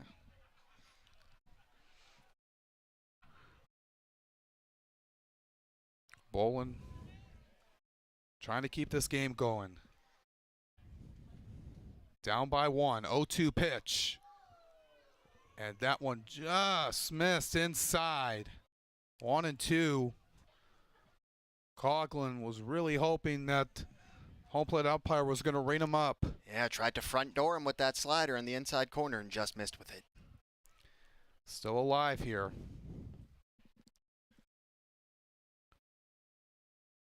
One-two pitch coming. Way outside, 2-2. Athletic play by Zach Beadle there to make that catch and that fastball in the other, it was in the left-handed batter's box to make the catch and keep Chris Davis at second base. Yeah. And a good eye by Boland, and don't go after it. You don't swing anything that's way out of the zone. 7-6 lead for the Mammoths, trying to get this last strike. In the air, this should do it. Mills underneath it, hauls it in, and the Mammoths survive. They pick up a 7-6 victory over the Beavers. The Beavers rally, but fall just short. But what a win for the Mammoths here tonight to gain another half a game up on the rest of the league for that first place spot. They'll be back in action tomorrow afternoon, a quick turnaround against the Hoppers. Beavers will take some time off before they'll play the Unicorns on Thursday, but what a great game all around. Nick Lucky coming in his first game in the USPBL. Had a 2-run home run. And Marcus Judd for the Beavers kept it within close, a 1-run game at the bottom of the 8th with a jack of his own, but the Mammoths are victorious here tonight. Absolutely. Terrific game. It started off well for the Beavers, and the Mammoths showed why they're a first-place team. You know, they weren't fazed by falling behind by 3 runs early, clawed their way back, and then it was Gearing out of the bullpen, and then Cal Coughlin coming in and shutting it down late. Yeah, good win for the Mammoths here this evening. Much needed victory for them to keep first place, away from everyone else. The pitching was solid with Chase Gearing coming out of the pen, and everyone stepping up in between, to get this victory here tonight, Teddy. Absolutely. Chase Gearing, he got the win and went 5 2/3 innings out of the bullpen, but our player of the game, I think, is going to be that man right there, Nick Lucky. Yeah, in just a moment, we're going to send it down to Kara Wolfbauer, who has our Detroit News player of the game, Nick Lucky, in his USPBL debut, went 3 for 4, with a 2-run home run, a couple singles as well, making a really good impression, here in the USPBL for him in his debut tonight. Absolutely. They were concerned about losing Burl Dixon, but I think they found a very capable replacement here in Nick Lucky. Yeah. So kids are running around the bases. As this is, every game here at Jimmy John's Field, every post-game kids get to run around the bases. And now we're going to send it down to Kara Wolfbauer for Detroit News Player of the Game, Nick Lucky. Johnny. I'm here with our Detroit News Player of the Game, Nick Lucky, who actually made his professional debut tonight. So he went 3 for 3 today, two singles, 3 for 4, thank you. 3 for 4 today, 2 singles, 1 home run. So really did a fantastic job coming right out of college. So talking about the adjustments you made coming into professional ball, because obviously it paid off really well. Yeah, it's a little bit different than college. I was actually out in Montana playing in the Pioneer League, so I did get a little lick of professional baseball for a little bit. But yeah, I mean, this is a great league. It's, I didn't really know what to expect coming here. But yeah, I mean, it's fun, the talent's good, and, the crowd was amazing tonight, so. Good to hear, too, especially because here at USPBL, we do get some big crowds. You can see the kids running the bases and stuff. But the Mammoths are obviously a big fan favorite. You guys are in first place right now. So tell me about how you're making adjustments with the team and getting to know the guys. Yeah, I heard we were first from my buddy Fox. So, anything to help the team win is kind of what I'm here for. And, make a shot in the playoffs and see what we can do. So. Well, thanks for joining us so much today. Congratulations on being our player of the game. Once again, this is Nick Lucky, our Detroit News player of the game. Good luck as you head towards the rest of the season. But thanks, everyone, for coming out tonight here at Jimmy John's Field on the broadcast. Thank you so much for joining us. We'll send it back up to the boys in the booth. We'll see you next time at Jimmy John's Field. Thank you. Thank you, Kara. Nick Lucky, our Detroit News player of the game. Helping the Mammoths hold on over the Beavers 7-6 here tonight on this 80s night in Pink Out the Park. And Teddy, what are your final thoughts here before we wrap this up here tonight? Yeah, big win for the first place Woolly Mammoths, and they did it in come from behind fashion. And my biggest takeaway, our Detroit News player of the game, Nick Lucky. I think what an impression, and I think we found a potential future superstar here in the USPBL if he can keep this going. Yeah, he did really well here tonight. He's looking to keep it up as they come back into action tomorrow against the Hoppers for a Sunday matinee game right here at Jimmy John's Field. That's going to do it for us here tonight at the ballpark. Our final score of this one, it's the Mammoths 7 and the Beavers 6. On behalf of everyone here at the USPBL Network, on behalf of our pregame show host and on-field host, Kara Wolfbauer, on behalf of my partner, Teddy Reichquist, I'm Alex Johnson. Thank you for tuning into tonight's game, and we'll see you back here tomorrow for a Sunday fun day game between the Mammoths and the Hoppers at 1:05 right here on the USPBL Network. Have a good night, everyone.